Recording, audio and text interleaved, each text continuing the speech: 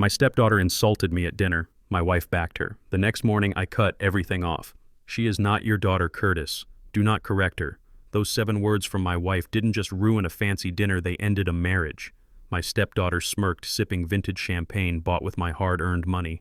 My son-in-law laughed, wiping tears from his eyes, as if my humiliation was the best entertainment he had seen all year. They looked at me and saw a senile old man, a walking checkbook they could drain until the day I died. They didn't know that by sunrise their credit cards would decline, their luxury cars would be towed, and they would be facing the harsh reality of the streets. They thought they were the kings and queens of the world, but they forgot who built the castle. Welcome to the story of how I taught my ungrateful family that respect is the only currency I accept. My name is Curtis Wright. I am 68 years old. To the outside world, I am just a quiet, retired man who enjoys gardening and reading historical biographies. I wear simple polo shirts and drive a 5-year-old Ford truck because I have nothing left to prove. But beneath this gray hair and slow gait is the mind of a man who built a commercial real estate empire from nothing. I grew up in a neighborhood where we had to put buckets under the ceiling when it rained. I worked double shifts, studied architecture at night, and fought tooth and nail for every inch of ground I own. I have provided for my wife Vanessa and her daughter Jasmine for 15 years. I gave them a life of country clubs, designer bags, and debt-free degrees. I thought I was buying their love, or at least their loyalty. I was wrong. Last night we were at Le Bernardin, one of the most expensive French seafood restaurants in the city. It was supposed to be a celebration of my son-in-law Hunter's new business venture, a venture I had secretly funded as an angel investor because he was too proud to ask me directly, yet too incompetent to get a loan from a bank. The table was covered in white linen so crisp it could cut your finger. The crystal glasses sparkled under the dim ambient lighting. I was struggling with the appetizer. It was escargot. My hands, which have drawn blueprints for skyscrapers, are not as steady as they used to be. Arthritis is a cruel companion. As I tried to grip the shell with the small silver tongs, the metal slipped. The snail shell skittered across my plate and spun onto the pristine white tablecloth, leaving a small trail of garlic butter. I reached for my napkin to clean it up, feeling a flush of embarrassment heat my neck. That was when the laughter started. It wasn't a polite chuckle. It was a loud braying sound that made heads turn at the nearby tables. Hunter was leaning back in his chair, shaking his head. He is 26, a young white man who thinks wearing a $3,000 suit makes him a tycoon. He didn't pay for that suit. I did. Careful there, Curtis, Hunter said, his voice dripping with mock sympathy. That is a snail, not a chicken wing. You have to be gentle. You can't just grab it with your bare hands like you were at a backyard barbecue. He looked at Jasmine for approval, and she gave it to him instantly. Jasmine is 24. I have raised her since she was 9. I paid for her braces. I paid for her private school. I paid for the master's degree she is currently using to run a fashion blog that makes $0. She covered her mouth, giggling. Oh my God, Hunter, stop, she said, though her eyes were dancing with malice. You know Curtis isn't used to this kind of food. It is not his fault. He is used to simpler things. Maybe we should have asked the waiter for a fork, or maybe a spoon would be safer for him. I froze. My hand hovered over the napkin. I looked at Jasmine. This was the girl I taught to ride a bike. This was the girl who cried on my shoulder when her biological father missed her high school graduation. Now she looked at me with the same disdain she had for the busboys clearing the tables. I am perfectly capable of using the tongs, I said, my voice low. It just slipped. My arthritis is acting up with the rain. Hunter scoffed, pouring himself another glass of the Chateau Margaux I had ordered. $500 a bottle. He drank it like it was soda. It is always something, isn't it, Curtis? Hunter sneered. First it is the arthritis. Then it is the hearing. Last week you forgot where you parked the car. Face it, old-timer. The hardware is failing. You are slowing down. It is embarrassing to watch, honestly. I hope when I get to your age I have the decency to stay home instead of ruining a fine dining experience for everyone else. I felt a tightening in my chest, not from pain, but from rage. I looked at my wife, Vanessa. She was sitting across from me, looking elegant in a silk emerald dress that cost more than my first car. Vanessa is 52, beautiful, and terrifyingly ambitious. She met me when I was already established, and I let her convince me that she loved me for me, not for the security I provided. Vanessa, I said, looking her in the eyes. Are you going to let him speak to me like that? Vanessa sighed, a long, weary sound as if dealing with me was an exhausting chore she had to endure. She swirled her wine, checking the reflection of her diamond earrings in the glass. "Don't be so sensitive, Curtis," she said coldly. "Hunter is just joking.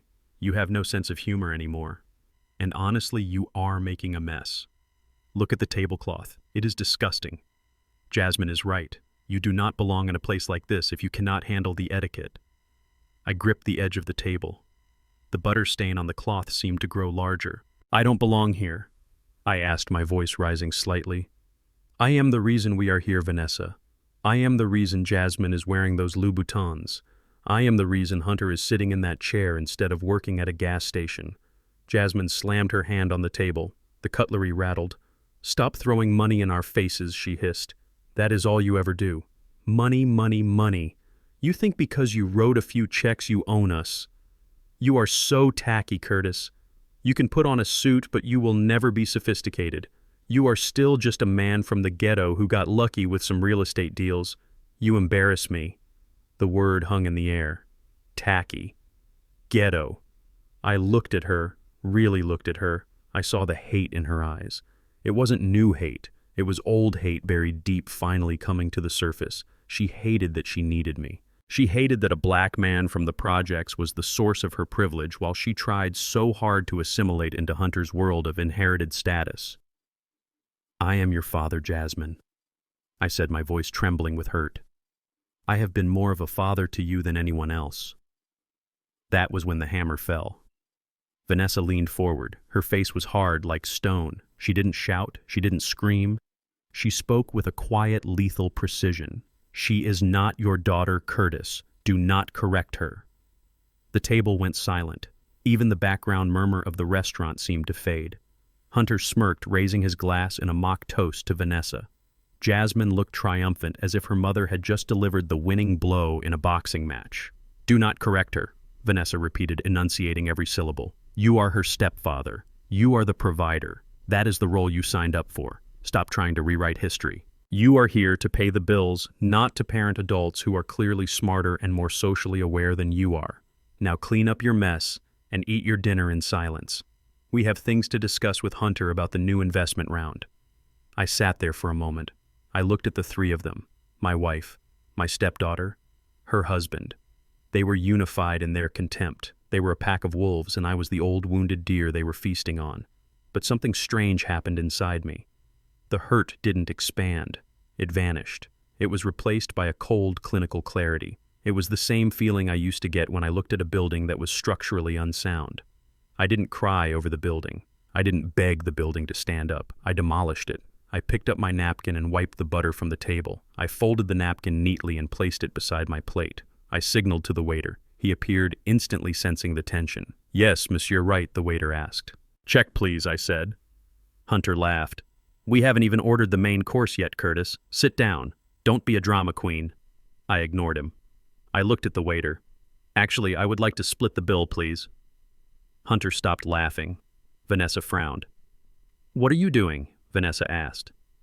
"I am paying for what I consumed," I said calmly. I had one sparkling water and one appetizer of escargot. The waiter nodded, professional as ever, though I saw a flicker of surprise in his eyes. "Certainly, monsieur." "And the rest of the bill?"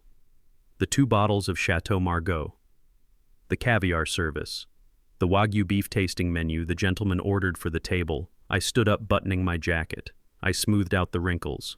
I looked at Hunter. "The gentleman in the $3,000 suit will take care of it," I said. "After all, he is the sophisticated one. He knows how to handle fine dining." I placed a $100 bill on the table. "Keep the change," I told the waiter. "Curtis, sit down." Vanessa hissed, her voice rising in panic. "This isn't funny. Put your card down." Hunter's face had gone pale. I knew exactly why. He didn't have a dime. His wallet contained 3 credit cards. One was maxed out. The other 2 were supplementary cards linked to my American Express account. I looked at Hunter. I looked at the sweat starting to bead on his forehead. "Use the black card, Hunter," I said, smiling. "Show them who is boss." I turned around and walked away. "Curtis." "Come back here," Jasmine screamed. "You are humiliating us." I didn't look back. I walked through the heavy oak doors of the restaurant and out into the cool night air. The valet saw me coming and ran to get my truck. I stood there taking a deep breath. The air smelled of rain and exhaust, but to me it smelled like freedom. I tipped the valet and climbed into my truck. I didn't drive recklessly, I drove with purpose. I drove through the city streets watching the lights blur past. I thought about the last 15 years. I thought about the dance recitals I sat through, the vacations I planned, the late nights I spent comforting Vanessa when she was anxious. It was all an investment in a fraudulent company. I pulled into the driveway of our estate. It was a beautiful house, 5 bedrooms, a pool, a manicured lawn. I had designed it myself. It was supposed to be a sanctuary. Now it was just a building occupied by squatters. I walked inside. The silence of the house greeted me. It was peaceful. I went straight to my study. I locked the door. I walked over to the painting of the jazz musicians on the wall and swung it open to reveal the wall safe. My hands were steady now. No arthritis. No shaking. I spun the dial. Left, right, left. The heavy steel door clicked open. Inside were the deeds to the house, the titles to the cars, the access codes to the trust funds, the master list of all the credit cards issued in my name. I took the stack of documents to my desk. I sat down and turned on the green banker's lamp. I reached for the phone. It was 9:30 at night. I dialed the private number of my banker. He picked up on the second ring. Mr. Wright. Is everything okay? He asked. No, Michael, I said. Everything is far from okay. But it is about to be corrected. I need to report a theft. A theft, sir. Which card? All of them, I said. And Michael, prepare the foreclosure paperwork for the property on Oak Street, the one my son-in-law uses for his office. I hung up the phone. I looked at the family photo on my desk.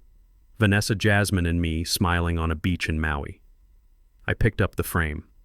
I looked at it for a long second, remembering how happy I thought I was that day. Then I opened the trash can under my desk and dropped it in. The glass shattered. The dinner was over. The purge had begun. Before I continue this story, let me know where you are watching from in the comments below. Hit like and subscribe if you have ever had to stand up to family who underestimated your worth. Because what happened the next morning wasn't just justice, it was an eviction. The sun had not yet risen when I sat down in my leather armchair facing the east window. The house was silent. It was a heavy, expensive silence.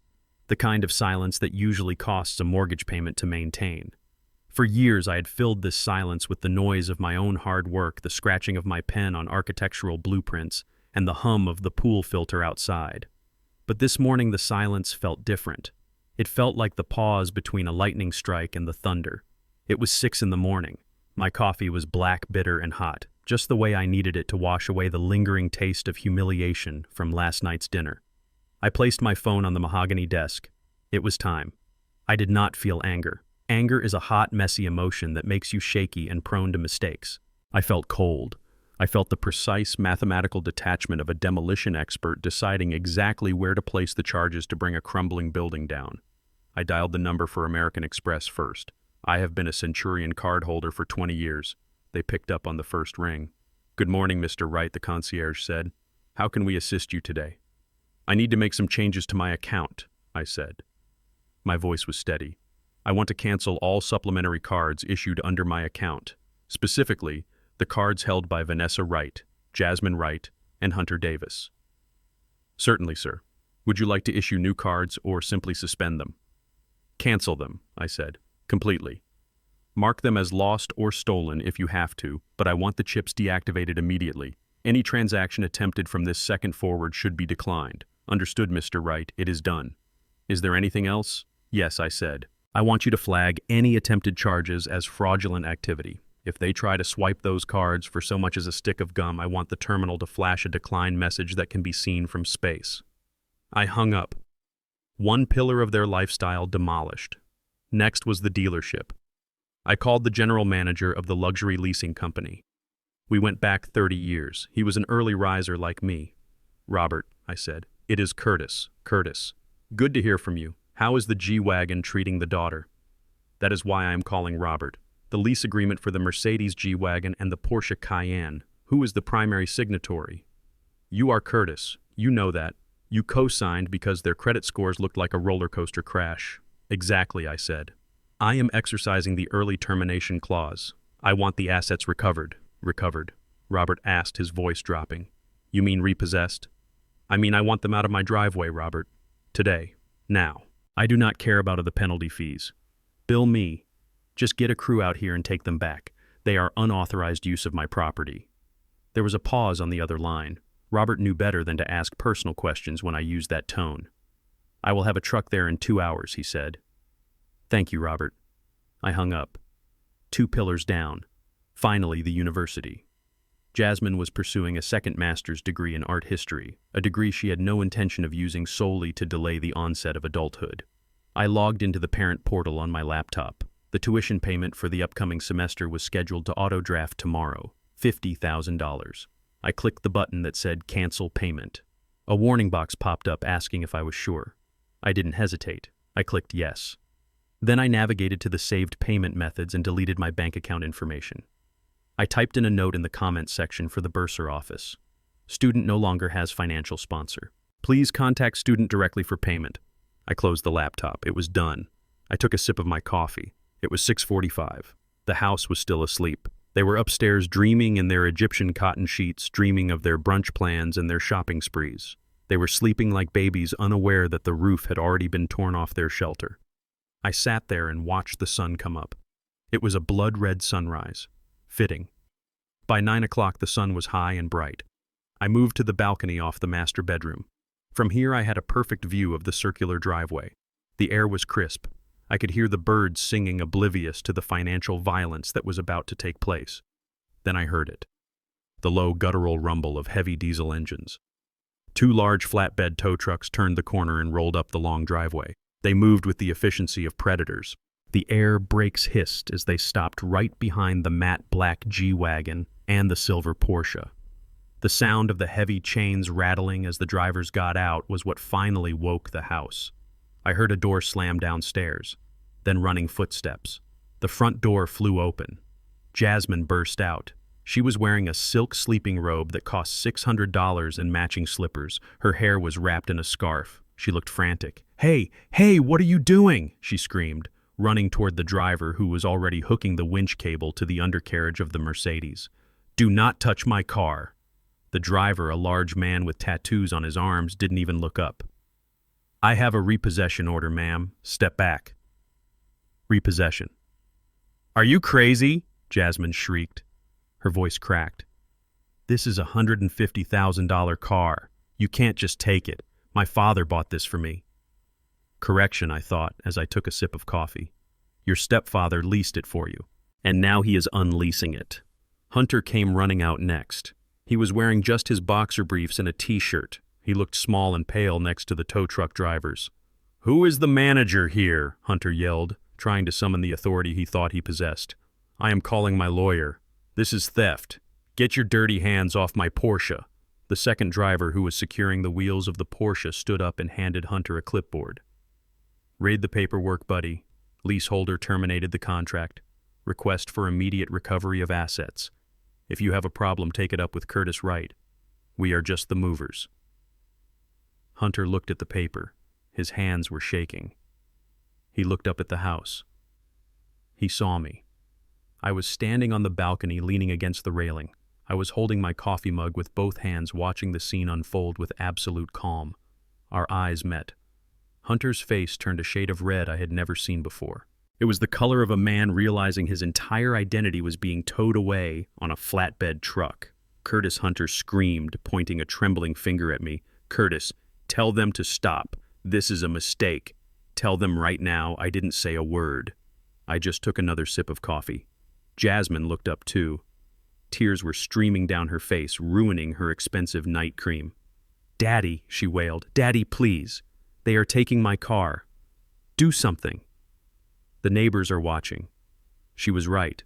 The neighbors were watching. Mrs. Higgins next door was peering through her blinds. The gardener across the street had stopped his leaf blower. It was a spectacle, and for the first time in years, I didn't care about keeping up appearances. I turned and walked back into the bedroom. I put my coffee cup down on the nightstand. I checked my reflection in the mirror. I looked tired, yes, but I looked lighter. The weight of 3 adult parasites was lifting off my shoulders. I walked down the grand staircase. My steps were slow and deliberate. I could hear the whining of the hydraulic lifts outside as the cars were hoisted into the air. I opened the front door and stepped out onto the porch. Jasmine and Hunter rushed toward me. They looked like drowning victims trying to climb onto a lifeboat they had just tried to sink. "Curtis, have you lost your mind?" Hunter shouted, getting in my face. He smelled of stale alcohol and morning breath. "You can't do this. I have a meeting at 10. "How am I supposed to get there?" I looked at him. I looked at his panic. "Uber X is very affordable," I said calmly. "Or perhaps you can walk. It is a nice day for a walk. It will help you clear your head." "You are evil." Jasmine sobbed, clutching my arm. Her fingernails dug into my skin. "How could you do this to me? I am your daughter." I gently removed her hand from my arm. I did it with the same care I would use to remove a tick. I looked her deep in the eyes. I saw the fear there. The fear of a child who realizes the candy store is closed forever. "I am not your father, Jasmine," I said. My voice was not loud, but it cut through the noise of the tow trucks like a razor blade. What she gasped. "Last night at dinner, your mother made something very clear to me," I continued. "She said, and I quote, 'She is not your daughter, do not correct her.'" Jasmine's face crumbled. She remembered. "I went home and I thought about those words, Jasmine. I realized your mother was right. I have been correcting you for years. I corrected your mistakes. I corrected your bank account balances. I corrected your bad decisions. But if I am not your father, then I have been overstepping my boundaries." I stepped back, creating a physical distance between us. "A father provides for his children," I said. "A stranger does not. Since I am not your father, I have no responsibility to pay for your car, or your tuition, or your credit card bills." Jasmine's eyes widened in horror. "My tuition," she whispered. "Canceled," I said. "You are an independent woman, Jasmine. You are 24. You have a voice. You have opinions. Now you have bills." But Mom said," she stammered. "Your mother is inside sleeping," I said. "When she wakes up, tell her that her Porsche is gone too. And tell her to check her Amex app. She might find it a bit restrictive today." Hunter stepped forward, his fists clenched. "You think you can bully us? We will sue you. We have rights. You have nothing." "Hunter," I said, turning my gaze to him, "you are a guest in my house, and guests who insult the host get evicted." The tow trucks finished loading the cars. The drivers waved at me. I nodded back. They rumbled down the driveway, taking the symbols of my family's vanity with them. I looked at the empty spots on the driveway. There were oil stains where the cars had been. We would have to power wash those later. "Curtis, please," Jasmine begged, her voice breaking into a whimper. "We can talk about this. We were just stressed last night. We didn't mean it." I smiled. It wasn't a warm smile. It was the smile of a man who has finally stopped negotiating with terrorists. I meant every word I said. I turned my back on them and walked back into the house. I closed the heavy oak door and locked it. Through the thick wood, I could still hear Jasmine crying. But for the first time in 15 years, her tears didn't make me reach for my checkbook. They just sounded like noise, and I was done paying for the noise. I walked to the kitchen to pour myself another cup of coffee. The day was just beginning, and I had a lot of cleaning up to do. The tow trucks were barely out of sight when the real storm hit inside the house. The silence that followed the departure of the vehicles was shattered by the sound of a porcelain vase smashing against the wall. It was a Ming Dynasty replica I had bought in Hong Kong 10 years ago.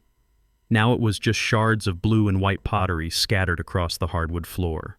Vanessa stood amidst the wreckage, her chest heaving, her face contorted into a mask of pure fury. She wasn't the elegant woman from the night before. She was a desperate creature who had just realized her cage was unlocked, but she had forgotten how to fly. "You have lost your mind, Curtis," she screamed. Her voice echoed off the high ceilings of the living room. "How could you do this? The neighbors saw everything." Mrs. Higgins was filming on her phone. "Do you have any idea what this does to our reputation? We are the laughingstock of the community." I stood by the fireplace, cleaning my glasses with a microfiber cloth. I didn't look at the broken vase. I looked at her. "Our reputation," I asked calmly. "You mean the reputation built on the foundation of my bank account? That reputation was destroyed last night at dinner when you told me to know my place."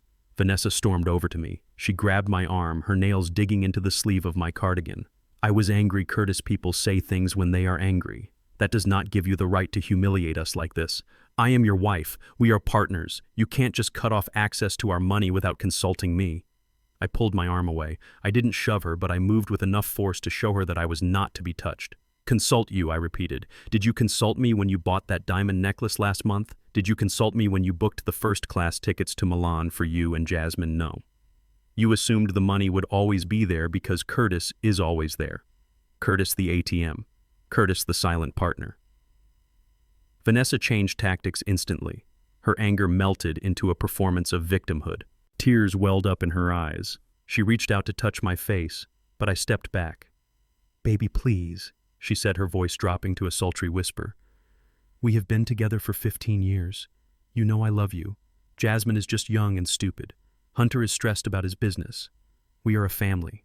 You are the head of this household. You are supposed to protect us, not expose us to the world like paupers." I looked at her hand reaching for me. For years that touch had been enough to make me sign any check. But today I saw it for what it truly was. It was a transaction. "I am the head of the household," I agreed, "and a good leader knows when to cut losses on a failing project. You say you are my wife, Vanessa, and that is true on paper. But the credit cards you use, the cars you drive, and the house you stand in belong to me. You violated the terms of our partnership when you decided I was unworthy of respect. You are treating marriage like a business deal." She shrieked, the tears vanishing as quickly as they appeared. "Because that is all it ever was to you," I said. That was when Hunter walked into the room. He had put on clothes, but he still looked disheveled. He was wearing a tight polo shirt that emphasized his muscles, and he had a look in his eyes that I had seen before in bar fights back in my old neighborhood. It was the look of a coward, trying to convince himself he is brave. "Listen to me," old man Hunter said, stepping between Vanessa and me. He puffed out his chest, using his height to try and intimidate me. "I am 6'1", but age shrinks a man. Hunter was 6'3" and in the prime of his life. You need to fix this right now," Hunter growled. "I have investors calling me. My company credit card just got declined for a recurring server payment. Do you know how unprofessional that looks? You are sabotaging my livelihood." I looked up at him. I didn't flinch. "Your livelihood is a fantasy, Hunter," I said. "It is a hobby funded by my retirement savings." Hunter took a step closer. He was now invading my personal space. I could smell the stale alcohol on his breath and the expensive cologne I had bought him for Christmas. "You think you are so smart, don't you?" Hunter sneered. "You think because you have a few dollars in the bank you can push us around. Let me tell you something, Curtis. You are just a lucky old man who happened to buy some dirt-cheap land before the market boomed. You didn't earn this. You stumbled into it. I stayed silent, letting him dig his own grave. And now you want to act like a king?" He continued, his face turning red. "You are pathetic. You are just jealous because Vanessa and Jasmine have class and you don't. You will always be just another stingy old black man counting his pennies, afraid to spend money because you think poverty is going to come back and get you." The room went deadly silent. Vanessa gasped, her hand flying to her mouth. Even she knew he had gone too far. Jasmine, who had been lurking in the hallway, stepped into view, her eyes wide. Hunter had said the quiet part out loud. The racism that he had hidden behind smiles and handshakes for 3 years had finally spilled out. He didn't see me as a benefactor. He saw me as a stereotype. I looked at Hunter. I looked at his clenched fists. He wanted me to hit him. He wanted a reason to call the police and play the victim. He wanted to claim that the angry black man attacked him. I smiled. It was a cold, terrifying smile. "Stingy," I repeated slowly. "That is an interesting word choice, Hunter, especially coming from a man whose father called me 6 months ago begging for help." Hunter froze. The color drained from his face so fast it looked like he had seen a ghost. His hands, which were curled into fists, slowly opened. "What did you say?" he whispered. "Your father," I said, keeping my voice steady and conversational. "David Davis. Nice man. Terrible gambler. He called me in tears, Hunter. He told me the bookies in Atlantic City were going to break his legs if he didn't come up with $50,000 by the end of the week." Liar, Hunter stammered, but his eyes were darting around the room looking for an escape. "My dad is a retired surgeon. He doesn't gamble." "He used to be a surgeon," I corrected him, "before he lost his license for operating under the influence. But you knew that, didn't you? That is why you never invite your parents to visit. You are ashamed of them, just like you are ashamed that you had to come to me for money. I took a step forward, and for the first time, Hunter took a step back. "I paid that debt, Hunter," I said. "I wired $50,000 to a shell company in Nevada to save your father's knees. I did it because family helps family. I didn't tell Vanessa. I didn't tell Jasmine. And I certainly didn't tell you because I wanted you to keep your dignity." Vanessa looked at Hunter with horror. "You told me your parents were traveling in Europe," she said. "He lied," I said simply. "Just like he lied about his business making a profit. Just like he lied about respecting me." Hunter looked like he was about to vomit. The power dynamic in the room had shifted violently. He was no longer the young, strong predator. He was a fraud, and I held the receipts. I checked my watch. It was a Patek Philippe, another item they probably wanted to inherit. "I have a tea time at the country club in 20 minutes, I said, brushing a piece of invisible lint off my shoulder. "I suggest you use this time to pack." "And Hunter, call your dad. He might have a spare room for you."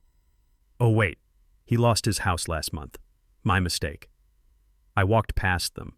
I walked past Vanessa, who was staring at her son-in-law with a mixture of disgust and betrayal. I walked past Hunter, who was shaking, unable to meet my eyes. I picked up my golf bag from the hallway stand. It felt light on my shoulder. "Enjoy the house today," I called out without looking back. "The electricity is scheduled to be cut off at 5 o'clock. I walked out to my truck, loaded my clubs, and drove away. I didn't turn on the radio. I just listened to the sound of the engine and the beautiful rhythmic beating of my own heart. I was alone, but for the first time in years, I wasn't lonely. I was free. The modern world does not require a courtroom to destroy a man. It only requires a smartphone, a ring light, and a tearful woman with a high-speed internet connection. I learned this lesson less than 24 hours after I evicted the parasites from my home. I was sitting in my study, reviewing the blueprints for a new community center in the South Side when my phone began to vibrate. It did not stop. It buzzed and danced across the mahogany desk like an angry hornet. I picked it up. My notifications were a river of red. Comments on my business page. Direct messages on my private account. Emails to my firm. They were all variations of the same word: monster, abuser, tyrant. I opened Instagram, and there it was, the weapon of mass destruction. Jasmine was live. She was sitting on the edge of a bed in what looked like a Motel 6. The lighting was dim, likely calculated to make her look pale and sickly. She was not wearing her usual layers of designer makeup. Her hair was pulled back in a messy bun. She looked like a refugee from a war zone, not a woman who had been driving a Porsche yesterday morning. She was crying.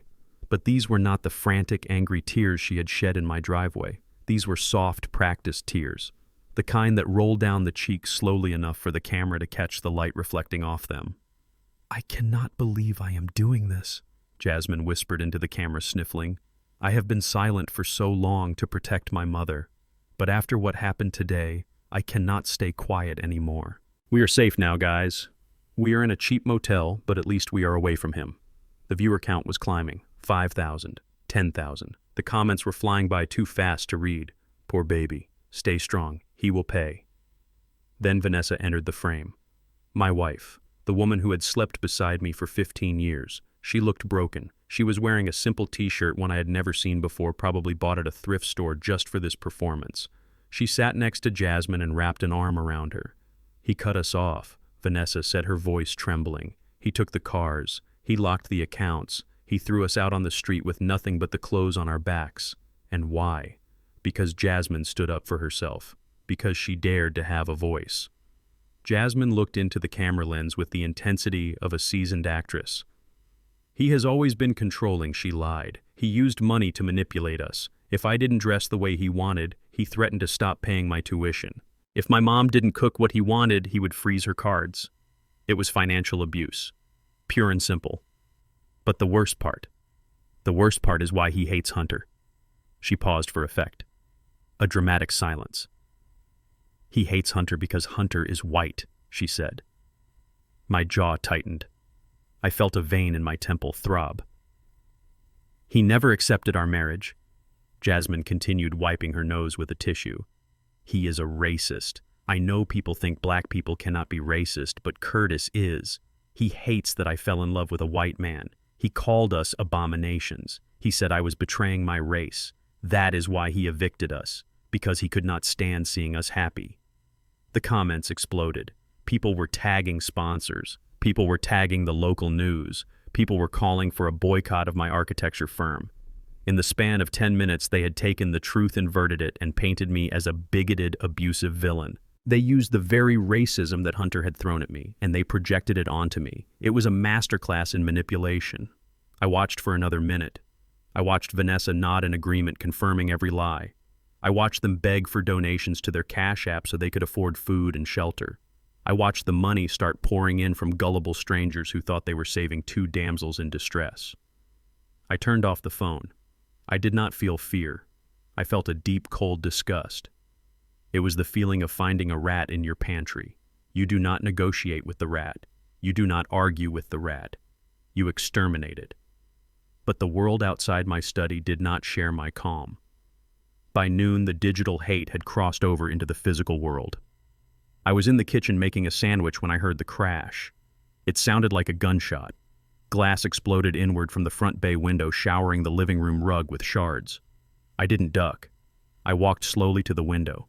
A brick was lying on the floor. Wrapped around it was a piece of paper secured with a rubber band. I picked it up. The note was scrawled in black marker. Racist abuser. Leave our town. I looked out the broken window. A dark sedan was speeding away down the street. I walked to the front door and stepped out onto the porch. Mrs. Higgins, my neighbor of 12 years, was watering her hydrangeas.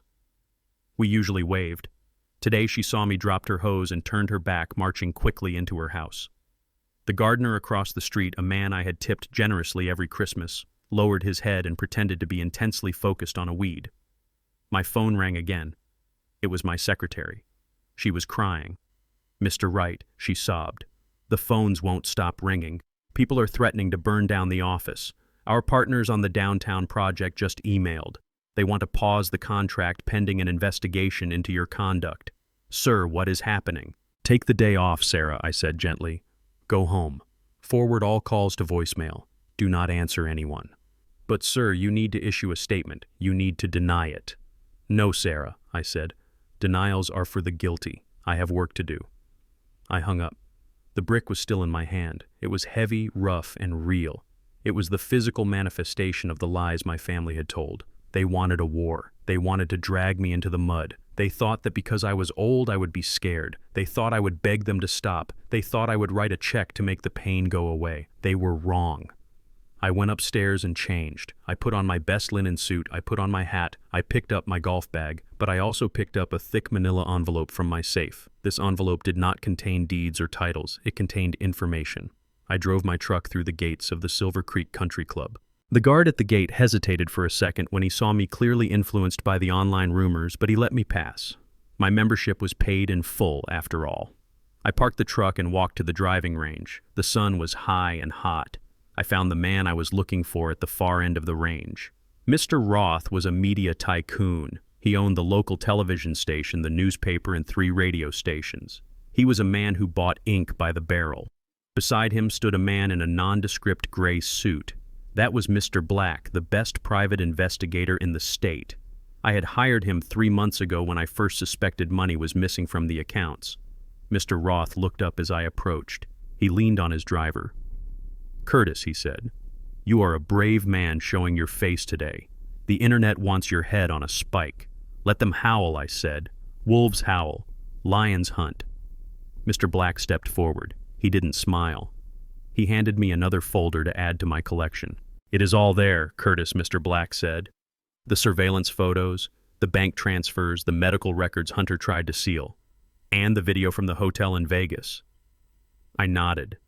I took the folder and placed it inside my manila envelope. I turned to Mr. Roth. "You have been asking for an exclusive interview with me about the waterfront development project," I said. Mr. Roth's eyes lit up. He had been chasing that story for a year. "I will give you the interview," I said. "But first I have a different story for you. One that involves fraud, embezzlement, and a very interesting video of a certain charity gala organizer abusing illicit substances." I handed the thick envelope to Mr. Roth. "This is not a defense," I said. "This is an expose. I want you to verify every document. I want you to fact-check every date. And when you are done, I want you to broadcast the truth, not my version of the truth, the objective, documented truth." Mr. Roth opened the envelope. He pulled out a photo. His eyebrows shot up. "This is Hunter Davis," he said. "Keep looking," I said. He pulled out another document, a bank statement. "And this is—" "Vanessa, I teed up a ball." I took a deep breath. I swung the club. The sound of the driver connecting with the ball was crisp and loud. It soared through the air straight and true, landing 300 yards away in the center of the fairway. "Run the story," I said. "But wait until tomorrow night. Let them enjoy their donations for one more day. Let them think they have won." I watched the ball roll to a stop. "Because when they fall," I said softly, "I want them to fall from a great height." The Silver Creek Charity Gala is the kind of event where the champagne flows like water and the secrets are guarded like gold bullion. It is the one night of the year when the city's elite gather to pretend they are saving the world while showing off jewelry that could feed a small country. I stood in the back of the ballroom, hidden in the shadows of a velvet curtain. I wore my tuxedo, the one I had tailored in London 20 years ago. It still fit perfectly. I held a glass of mineral water, watching the entrance. I was not there to socialize. I was there to witness an execution. At 8 o'clock they arrived. My estranged family made their grand entrance. But it was not the entrance they were used to. Usually they would roll up in my Bentley, stepping out onto the red carpet with the flashbulbs popping. Tonight they stepped out of a yellow taxicab. I saw Vanessa arguing with the driver over the fare.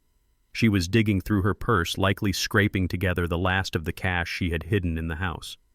Despite the humble arrival, their arrogance remained untouched. Vanessa smoothed down her emerald gown, the same one she had worn to the disastrous dinner. She lifted her chin, putting on that mask of haughty superiority she wore so well. Jasmine trailed behind her, clutching a knockoff designer bag, her eyes scanning the room for anyone who might buy her a drink. And then there was Hunter. He walked with a swagger that was almost painful to watch. He adjusted his cufflinks, nodding at people who were deliberately looking away from him. They did not know that the room was already whispering about them. They did not know that the brick through my window and the online smear campaign had only bought them a temporary and very fragile kind of fame. They walked into the lion's den thinking they were the tamers. I watched them work the room. It was pathetic. Hunter cornered Mr. Henderson, the owner of a chain of car dealerships.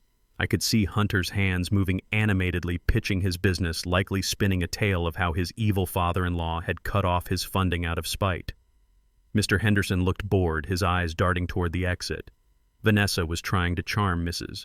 Vanderbilt, the head of the charity committee. Mrs. Vanderbilt smiled that tight, polite smile that means go away. Then the lights dimmed, the chatter died down. It was time for the keynote speeches. This was Hunter's moment. He had leveraged his position as a young entrepreneur to secure a speaking slot months ago before everything fell apart. He saw this as his salvation. He believed that if he could just get on that stage and tell his sob story, the checkbooks of the wealthy would open up to him. The spotlight hit the stage.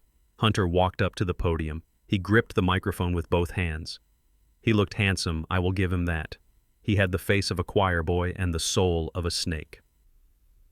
"Good evening, everyone," Hunter began, his voice smooth and practiced. "Thank you for having me. Tonight we are here to talk about opportunity. We are here to talk about helping those who have been marginalized." He paused for effect. He looked out at the crowd with sad puppy dog eyes. "I know something about being marginalized," he continued.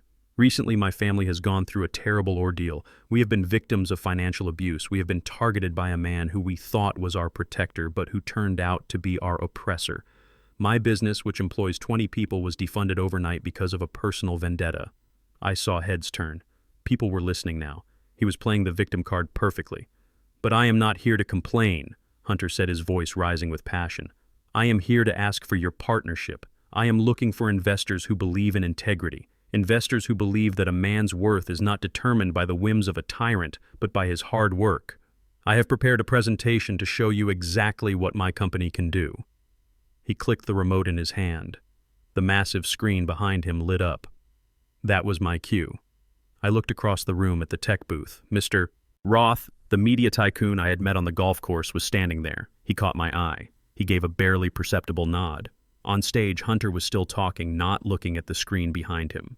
"This graph represents our projected growth for the next quarter," Hunter said, gesturing vaguely behind him. As you can see, the trajectory is vertical. The audience gasped. It wasn't a gasp of awe. It was a collective intake of breath, followed by a ripple of nervous laughter. Hunter smiled, thinking he had impressed them. "I know it is impressive," he said confidently. "The numbers don't lie." "No, Hunter," I thought. "The numbers never lie." On the screen there was no graph. There was a high-definition scan of a credit card statement. It was Vanessa's American Express statement from the previous month. The header was zoomed in clearly, showing her name, and highlighted in bright yellow were the line items. Platinum Escort Services, Miami, $5,000. Private Companionship Agency, $3,000. Luxury, male massage, $2,000. The murmurs in the room grew into a roar. People were pointing. Vanessa, who was standing near the front, turned pale. She dropped her champagne glass. It shattered, but the sound was drowned out by the rising tide of shock. Hunter, confused by the reaction, frowned. He clicked the remote again, trying to advance to the next slide.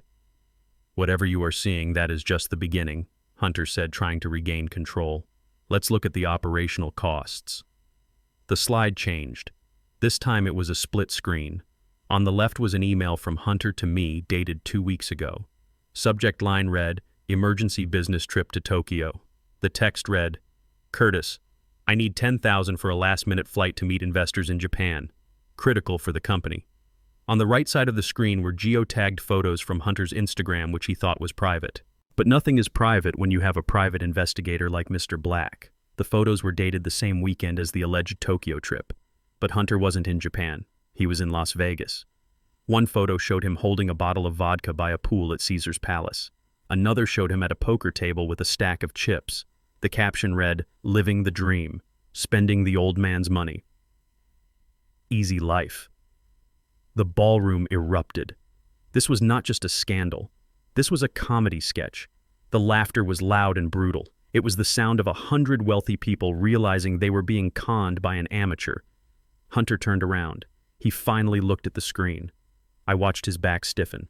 I watched the remote slip from his fingers and clatter onto the stage floor.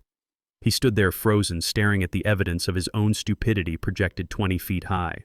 The image of him in swim trunks holding a bottle of vodka loomed over him like a judgment from God. He spun around to face the audience, his hands waving frantically. "This is a mistake," he shouted, but his voice cracked. "Someone hacked the system. These are fake. That is not me." But the audience was done with him. They were laughing at him. They were jeering. That is when I stepped out of the shadows. I walked down the center aisle. The crowd parted for me like the Red Sea. They knew who I was. They knew I was the man behind the money. And now they knew I was the man behind the screen. I walked up the stairs to the stage. Hunter saw me coming. He looked like he wanted to run, but his legs wouldn't move. He was paralyzed by shame. I reached the podium. I didn't push him aside. I simply took the microphone from the stand. The room went silent instantly. They wanted to hear what the monster had to say. I looked out at the sea of faces. I saw Mr. Henderson. I saw Mrs. Vanderbilt. And I saw Vanessa, who was now weeping into her hands, unable to look at me. "Good evening," I said. My voice was calm, deep, and steady. It filled the room without effort. "My name is Curtis Wright. And the young man beside me is correct about one thing. He has been a victim. He has been a victim of his own greed." I turned to Hunter. He flinched, expecting me to hit him. "You asked this room for investors, Hunter," I said. "You asked for people who value integrity. So let me show them yours." I pointed to the screen where the Vegas photos were still displayed. "This is the business trip I funded," I said to the audience. $10,000 of my retirement savings went to roulette wheels and vodka bottles while he told my wife he was building an empire. I turned to the other side of the screen, pointing at the credit card statement. "And this," I said, my voice dropping an octave, "this is how my wife spends the allowance I give her. While I am at home working on blueprints, she is paying for companionship." I looked directly at Vanessa. She lifted her head, her mascara running down her face. She looked old. She looked tired. She looked defeated.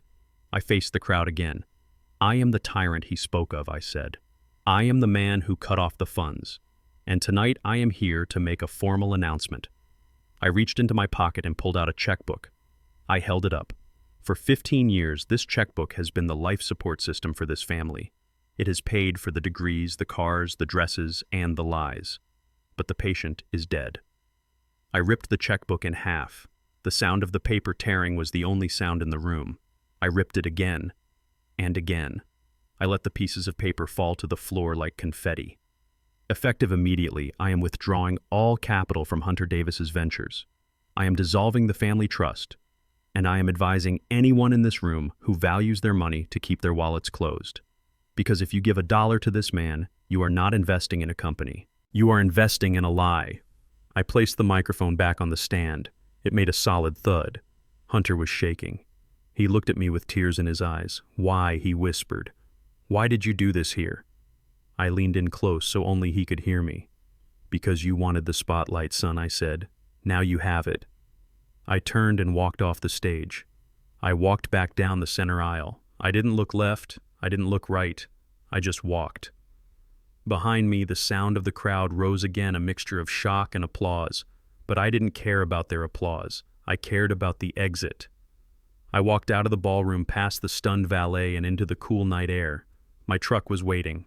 I got in, started the engine, and drove away. I left them there in the wreckage of their own making. The humiliation was public, yes, but the liberation was personal. And as I drove onto the highway, putting miles between me and the parasites, I realized that for the first time in a long time, I was driving toward a future that belonged only to me. I sat in my leather armchair in the dark study, listening to the grandfather clock tick. It was the only sound in the house for over an hour.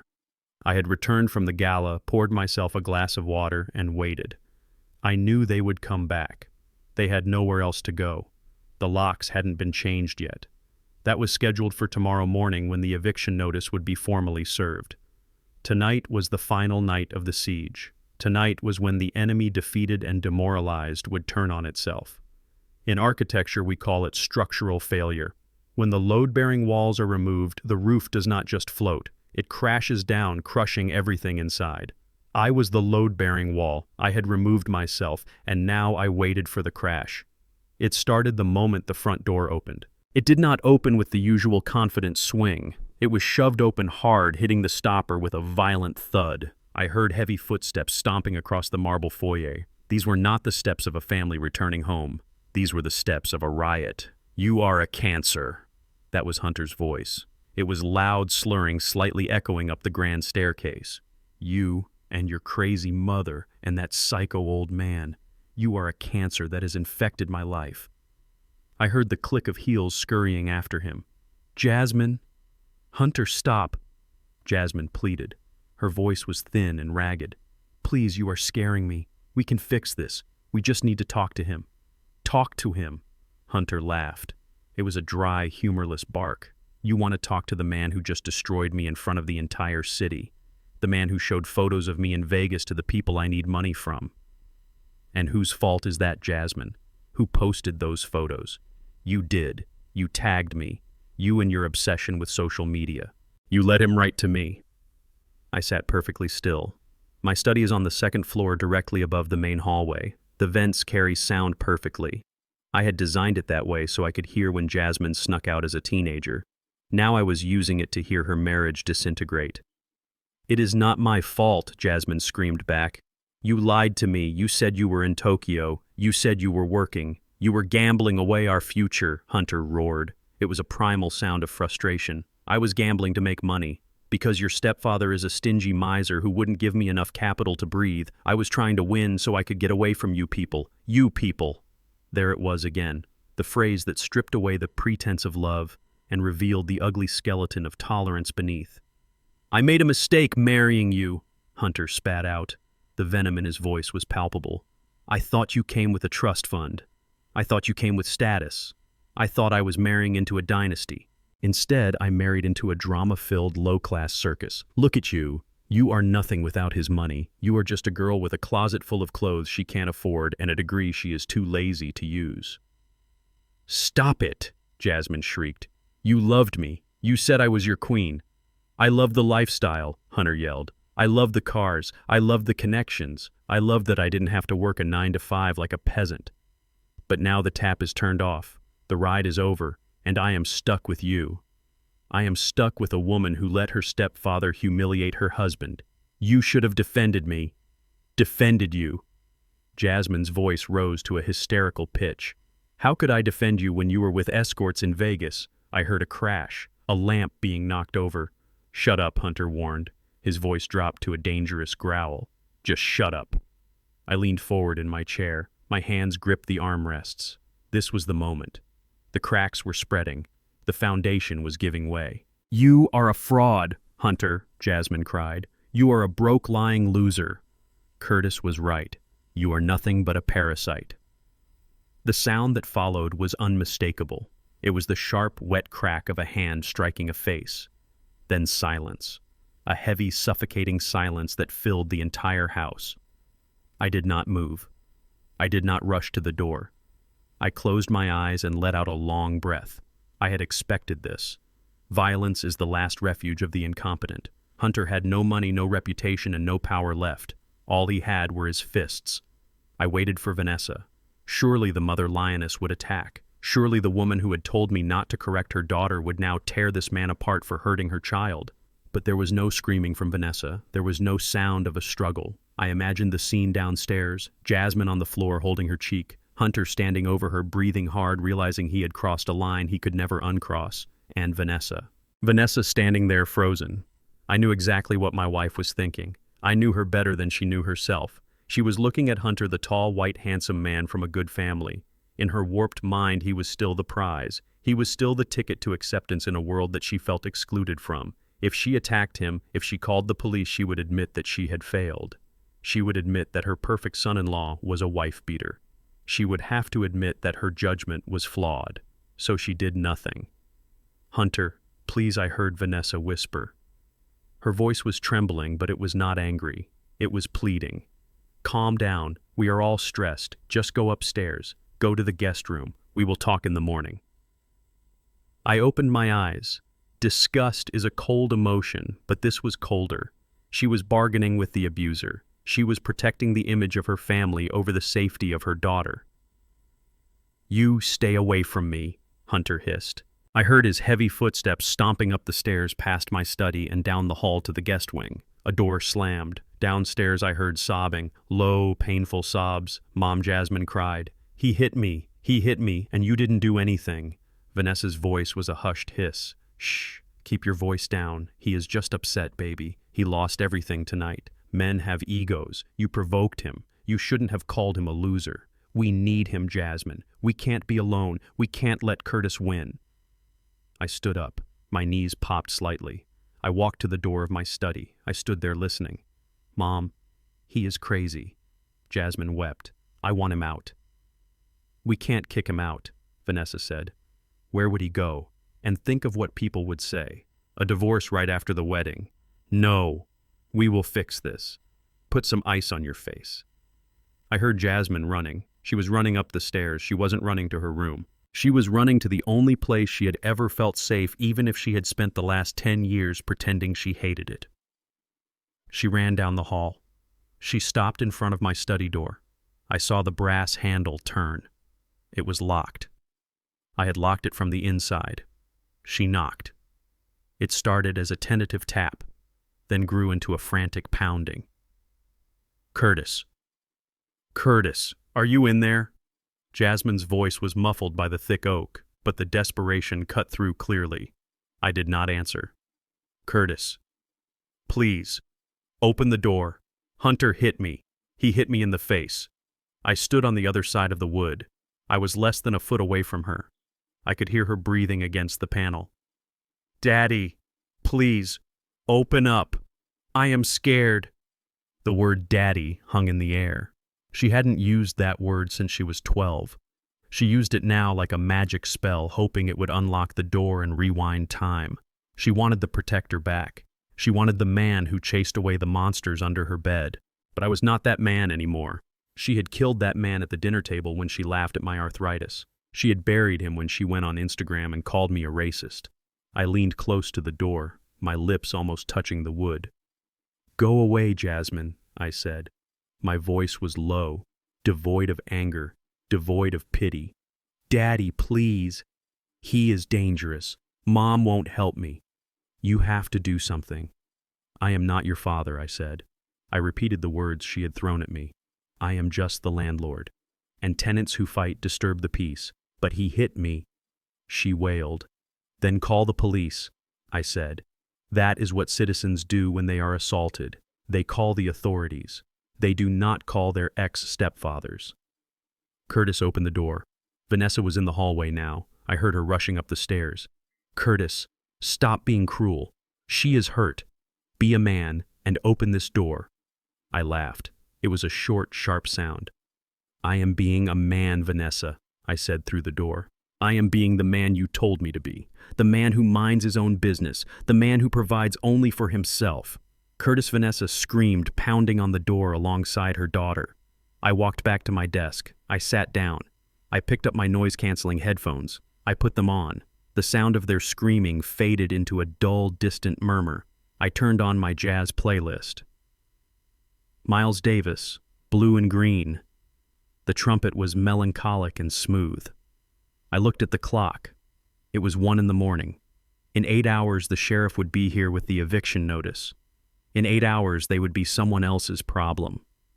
I closed my eyes and let the music wash over me. I did not sleep. I just sat there guarding my fortress while the kingdom outside crumbled into dust. They were learning the hardest lesson of all. When you burn a bridge, you better make sure you know how to swim. And looking at the wreckage of my family, I knew one thing for certain. None of them knew how to swim. The conference room smelled of lemon polish and stale coffee. It was a sterile, soulless room in a high-rise building downtown, the kind of place where dreams go to die and assets get divided. I sat at the head of the long mahogany table. My hands were folded in my lap. I was perfectly still. Across from me sat Vanessa. She looked different than she had at the gala. The emerald dress was gone, replaced by a modest black suit that I suspected she had bought at a discount store that morning. She was wearing no jewelry. Her hair was pulled back in a severe bun. She was playing the part of the wronged woman, the suffering wife who had been cast out by a cruel tyrant. But I knew the truth. I looked at her eyes. They were not red from crying. They were sharp and calculating. They were the eyes of a woman who had realized that if she could not have my love, she would take my money. Between us lay a stack of legal documents thick enough to stop a bullet, the divorce petition. Vanessa did not look at me. She stared at a spot on the wall behind my head. But when she spoke, her voice was steady. I want half Curtis. I didn't blink. Half. It was a simple word, but it carried the weight of a lifetime of labor. Half of what exactly, I asked quietly. Half of everything she said finally meeting my gaze. Half of the real estate portfolio. Half of the stock investments, half of the retirement accounts. And I want spousal support, $10,000 a month for the next 15 years. I almost laughed. It would have been a bitter laugh. $10,000 a month. That was more than my mother made in a year cleaning houses when I was a boy. You think you are entitled to $10 million, I said. For what, Vanessa? For insulting me, for letting your daughter mock me, for cheating on me. Vanessa flinched at the word cheating, but she recovered quickly. I was a good wife to you for 15 years, she said, her voice rising. I ran your household. I hosted your parties. I took care of you when you were sick. I gave you the best years of my life, and now you want to throw me away like trash because I made one mistake. No, Curtis, the law protects women like me. You are going to pay for every tear I have shed. She pushed the papers toward me.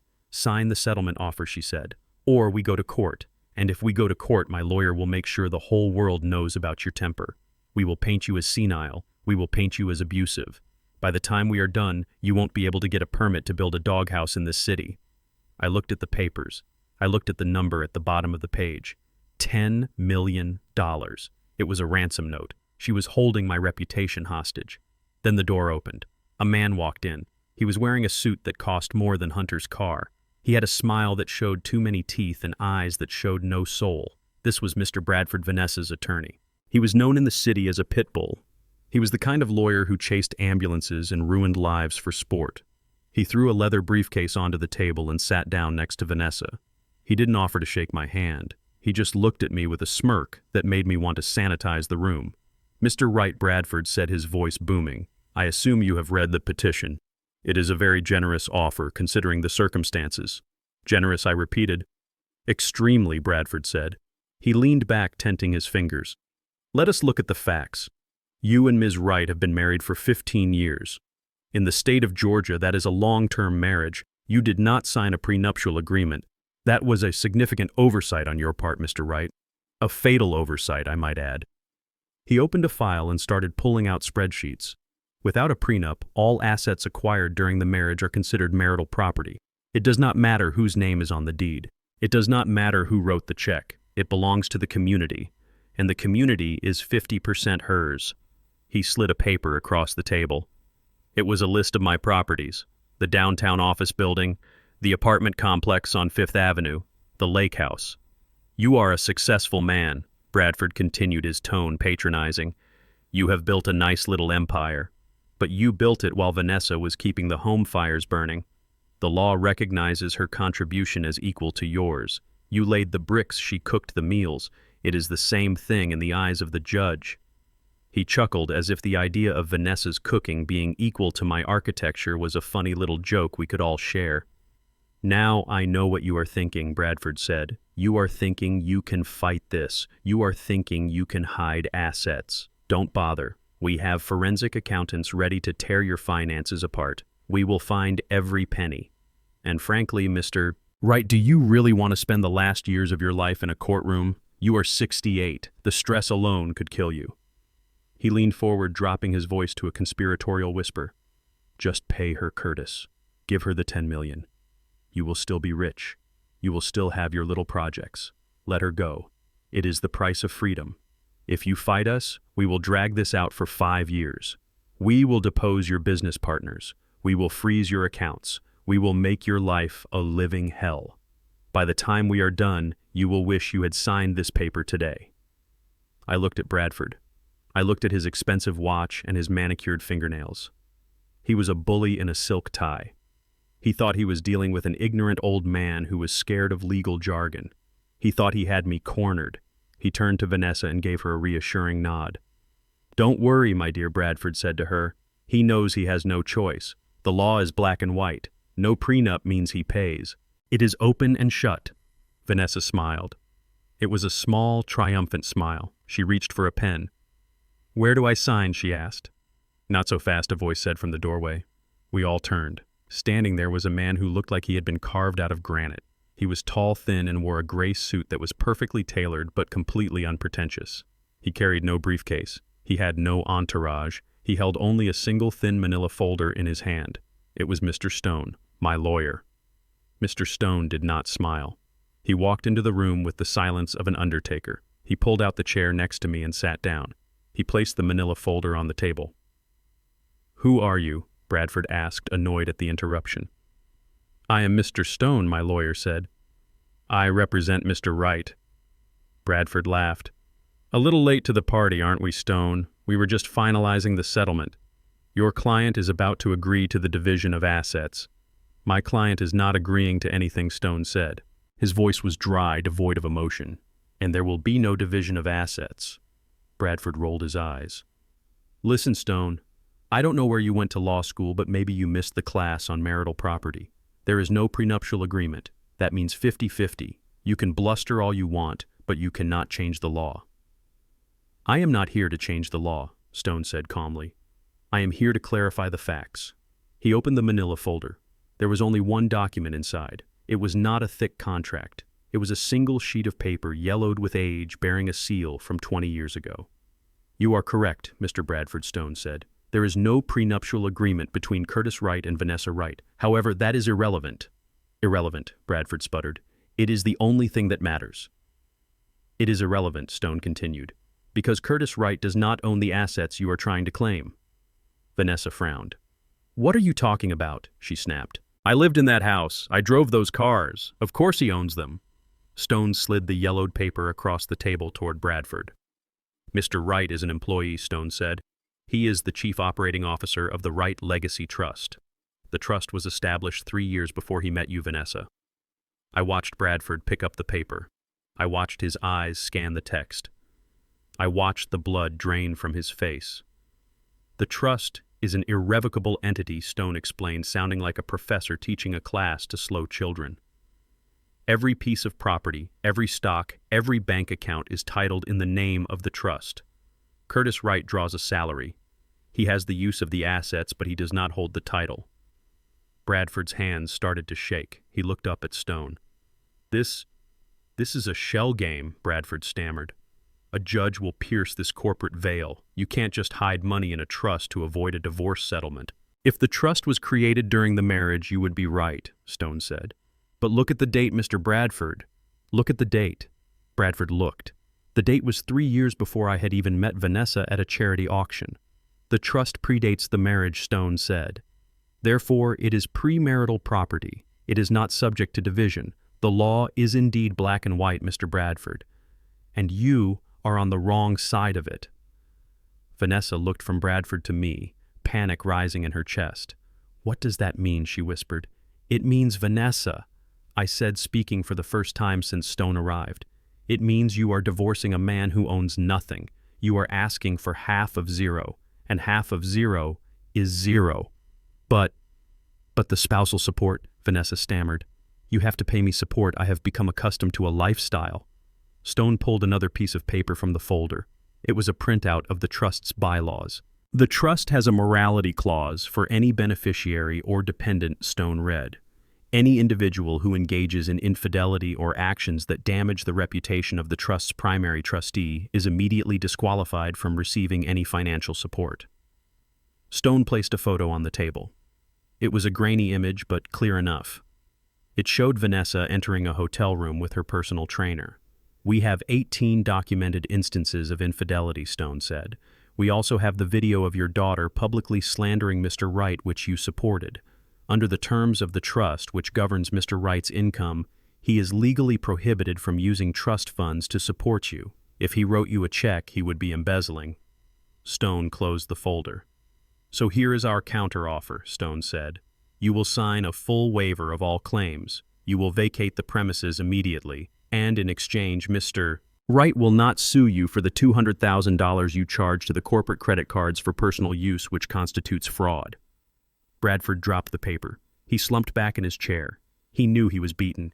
He knew that an irrevocable trust established before marriage was a fortress he could not breach. Vanessa looked at me. Her eyes were wide with terror. Curtis, she whispered. You can't do this. I am your wife. You were my wife, I said, standing up. Now you are just a liability I have liquidated. I buttoned my jacket. I looked at Bradford, who was busy shoving his papers back into his briefcase, refusing to make eye contact. Good day, gentlemen, I said. I walked out of the conference room. I walked down the long hallway. I could hear Vanessa screaming my name behind me, but I didn't stop. I pressed the button for the elevator. When the doors opened, I stepped inside and pressed the button for the lobby. As the doors closed, shutting out the sound of her voice, I took a deep breath. The air in the elevator was cool and clean. It smelled of victory. You are telling me that my client was married to a pauper for 15 years? Bradford asked, his voice trembling with a mixture of disbelief and professional outrage. He held the yellow document in his hands as if it were a radioactive isotope. He looked at me, and then back at the paper, and then back at me. The arrogance that had filled the room only moments ago had evaporated, leaving behind the stale scent of panic. Precisely, Stone replied without missing a beat. He leaned back in his chair, crossing his legs with the relaxed demeanor of a man who held all the aces. Curtis Wright is not a pauper, Mr. Bradford. He is a very well-compensated employee. He earns a salary of $1 per year for his role as the chief operating officer of the Wright Legacy Trust. In exchange for his stewardship of the assets, the trust covers his living expenses, including housing, transportation, and health care. But he does not own the assets. He never has. I watched Vanessa's face as the reality of the situation began to sink in. She looked like a woman who had just tried to step onto solid ground only to find it was a trap door. She turned to me, her eyes wide and searching. Curtis, is this true? She whispered. You told me you owned the building downtown. You told me you owned the lake house. You told me the patent for the modular housing design was yours. I did not lie to you, Vanessa, I said calmly. I said those things were mine in the same way a captain says the ship is his. He commands it, he steers it, but he does not hold the title. The Wright Legacy Trust holds the title. And I created that trust 3 years before I met you for a very specific reason. I paused, letting the memory of that time wash over me. I saw what happened to my friends, Vanessa, I continued. I saw men who built empires with their bare hands lose everything because they married the wrong women. I saw their legacies dismantled by divorce courts and greedy lawyers. So I made a decision. I decided that my life's work would not belong to me. It would belong to an entity that could survive me. It would belong to a purpose, not a person. Bradford slammed his hand on the table, making the water pitcher jump. "This is a sham," he sputtered. "It is a fraudulent conveyance. You moved assets into a trust to hide them from a spouse. No judge in this state will uphold this. We will pierce the corporate veil. We will prove that this trust is just an alter ego for Curtis Wright." Mr. Stone did not even blink. He reached into his folder and pulled out another document. It was a thick bound volume. "You are welcome to try, Mr. Bradford," Stone said, his voice icy. "But before you waste your client's money on a futile lawsuit, I suggest you look at the dates. The trust was established in 1998.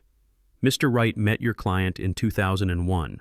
Unless you can prove that Mr. Wright possessed a time machine and created this trust specifically to defraud a woman he had not yet met, your argument of fraudulent conveyance is dead on arrival." Bradford flipped through the pages. I could see the sweat beading on his forehead. He was looking for a loophole. He was looking for a missing signature or a misplaced comma. He was looking for anything that would save his contingency fee. "But the trust pays for his lifestyle," Bradford argued, desperate now. "It pays for his suits. It pays for his dinners. That makes it income. And income is used to calculate alimony. Even if we cannot touch the assets, we can touch the cash flow. We will demand spousal support based on the imputed income of the trust." Vanessa nodded eagerly, latching onto this new lifeline. "Yes," she said, "the lifestyle. I am entitled to maintain the standard of living I had during the marriage. You cannot just cut me off. The law says you have to support me." I looked at Vanessa. I felt a flicker of pity for her. Not because she was losing money, but because she still did not understand who she was dealing with. She thought she was fighting a husband. She was fighting an institution. Mr. Stone sighed. It was a sound of profound disappointment. "I was hoping we would not have to go down this road," he said. "I was hoping you would accept the reality of the situation and leave with some dignity. But since you insist on discussing spousal support, we must discuss the terms of the trust regarding beneficiaries." He pulled a third document from the folder. This one was marked confidential. "The Wright Legacy Trust has very strict bylaws regarding the distribution of funds," Stone explained. "As the primary beneficiary of the trust's hospitality, Mr. Wright is authorized to share his benefits with a spouse provided that spouse adheres to the Code of Conduct outlined in Article 9, Section B." "Code of Conduct?" Vanessa scoffed. "I am a wife, not a schoolgirl. I don't have a code of conduct." "You do," Stone corrected her. "It was a condition of your access to the trust's assets whether you knew it or not.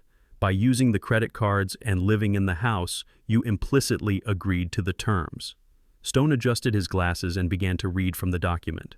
Article 9, Section B clearly states that any beneficiary or dependent who engages in conduct that brings public disrepute to the trust or engages in acts of infidelity shall immediately forfeit all rights to financial support. The trust has a zero-tolerance policy for moral turpitude. The room went silent. The air conditioner hummed in the background, but it felt like the oxygen had been sucked out of the space. "Infidelity," Bradford repeated slowly. He looked at his client. "Vanessa, are you aware of this clause? I didn't sign anything." Vanessa said quickly, her voice rising in pitch. "I never saw that document. It doesn't apply to me, and besides, I never cheated." I leaned forward. This was the moment I had been holding in my back pocket for 6 months. "Do not lie, Vanessa," I said softly. "Lying makes it worse." She looked at me, her eyes flashing with defiance. "I am not lying, Curtis. You are just trying to slut-shame me to get out of paying. You are paranoid. You have always been paranoid. Who is it, Curtis? Who do you think I am sleeping with? The pool boy? The driver? You are delusional." Stone reached into the folder one last time. He pulled out a series of photographs. They were high-resolution prints. He laid them out on the table like a tarot card reader, revealing a grim future. The first photo showed Vanessa sitting at a table in a dimly lit bar, holding hands with a man who was clearly not me. He was young. He had muscles that bulged through his tight t-shirt. He had a gold chain around his neck. The second photo showed Vanessa and the man entering a hotel elevator. She was laughing, her head thrown back, his hand resting possessively on her lower back. The third photo was the most damning. It showed them entering a hotel room. The timestamp was clearly visible in the corner. It was dated 3 weeks ago, on a Tuesday, the day Vanessa told me she was visiting her sick aunt in the hospital. I watched the color drain from Vanessa's face. It started at her chin and moved up to her forehead until she looked like a wax statue. Her mouth opened, but no sound came out. Marcus William Stone said, reading from a report, 24 years old, personal trainer at the Equinox Gym on Main Street. You have been paying for his sessions with the Trust's American Express card. You have also been paying for his car note, his rent, and apparently his wardrobe. Bradford looked at the photos. He looked at his client. He closed his eyes and pinched the bridge of his nose. He knew it was over. A lawyer can fight the law, but he cannot fight evidence. We have credit card receipts matching the dates of the hotel stays, Stone continued relentlessly. We have text messages recovered from your cloud account where you discuss leaving the old man once you secure the bag. We have it all, Vanessa. Vanessa stared at the photo of Marcus. She reached out a trembling hand as if to cover it to hide her shame from the world. He was just a friend, she whispered. Stone raised an eyebrow. The Trust does not pay for friends to stay in the presidential suite at the Four Seasons, Stone said dryly. Bradford slammed his briefcase shut. The sound was like a gavel coming down. This meeting is over, he said, standing up. He looked at Vanessa with cold contempt. You didn't tell me about this. You told me you were a saint. You told me he was crazy. You wasted my time. He looked at me. Mr. Wright, my apologies. I was misinformed. Bradford walked to the door. Wait! Where are you going? Vanessa screamed, jumping up. You can't leave me. You are my lawyer. I am withdrawing as your counsel, Bradford said without looking back. You can't afford me anymore. And frankly, I don't represent liars. The door closed behind him. Vanessa was alone. She stood there, stripped of her defenses, stripped of her lies, and stripped of her future. She looked at me, tears streaming down her face. But these were not the manipulative tears of the gala. These were the tears of a gambler who had bet the house on a pair of twos and lost. Curtis, please, she sobbed. I was lonely. You were always working. He made me feel young. It didn't mean anything. It meant everything I said. It meant you broke the contract. I stood up. I smoothed out my suit jacket. I picked up the folder containing the photos and the trust documents. The terms remain as Mr. Stone stated, I said. You have 24 hours to vacate the property. You will take only your personal effects, no jewelry purchased by the trust, no cars leased by the trust, and certainly no money. But where will I go? She wailed, sinking into the chair, burying her face in her hands. I have nothing, Curtis. I have absolutely nothing. I walked to the door. I paused and looked back at her. She looked small in that big, empty room. You have your freedom, Vanessa, I said. You wanted a life without my control. You wanted a life without my rules. Now you have it. You are free to be with Marcus. You are free to be with anyone, but you will do it on your own dime. I opened the door and walked out. Mr. Stone followed me. We walked in silence to the elevator. As we waited for the car to arrive, Stone looked at me. That went well, he said. I nodded. It went exactly as planned. The elevator arrived. We stepped in. As we descended to the street level, I felt a weight lifting off my chest. The parasite had been removed. The infection had been cured. I was 68 years old, and I was starting over with zero liabilities. It was a good day to be Curtis Wright. The morning sun hit the front porch at exactly 8 o'clock. It was the same sun that had warmed this house for 15 years. But today the light felt different. It was harsh. It was revealing. It was the kind of light that exposes every crack in the foundation and every stain on the carpet. I stood in the foyer wearing my gardening clothes. I was not planning to garden, but I wanted to send a message. I was ready to work. They were about to be removed like weeds. I heard the tires on the gravel before I heard the engine. It was not a luxury sedan this time. It was a heavy government-issued SUV with the seal of the county sheriff on the door. Sheriff Miller stepped out. He was a good man. We played dominoes together at the community center on Tuesdays. He adjusted his belt, tipped his hat to me through the window, and walked up the steps. The knock on the door was solid. It was the sound of the law. I did not open it. I waited. Upstairs, I heard the frantic shuffling of feet. Vanessa came running down the stairs, tying the sash of her silk robe. She looked disheveled. The stress of the last 24 hours had aged her 10 years.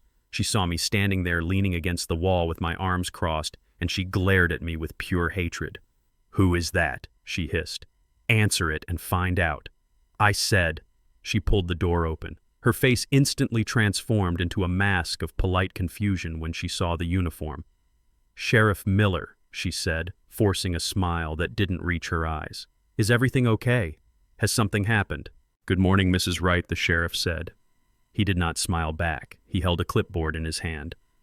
"I'm afraid I have some bad news. I am here to execute an immediate order of eviction and a restraining order issued by the owner of this property, the Wright Legacy Trust." Vanessa laughed nervously. It was a high, brittle sound. "Eviction? That is ridiculous. This is my house. My husband is standing right there. Tell him, Curtis. Tell him this is a misunderstanding." Sheriff Miller looked at me. I nodded slowly. "It is no misunderstanding, Sheriff," I said. "These individuals are trespassing on private property. Their permission to occupy the premises was revoked yesterday. They have refused to leave." Vanessa turned on me, her hands balling into fists. "You called the cops on us. You actually called the cops." "I called the authorities to remove intruders," I corrected her. The sheriff stepped into the hallway. 2 deputies followed him. They were large men who took up a lot of space. "Mrs. Wright," the sheriff said firmly, "you have 10 minutes to gather your personal essentials. That means clothing and toiletries only. No furniture, no electronics that you cannot prove you purchased with your own personal funds.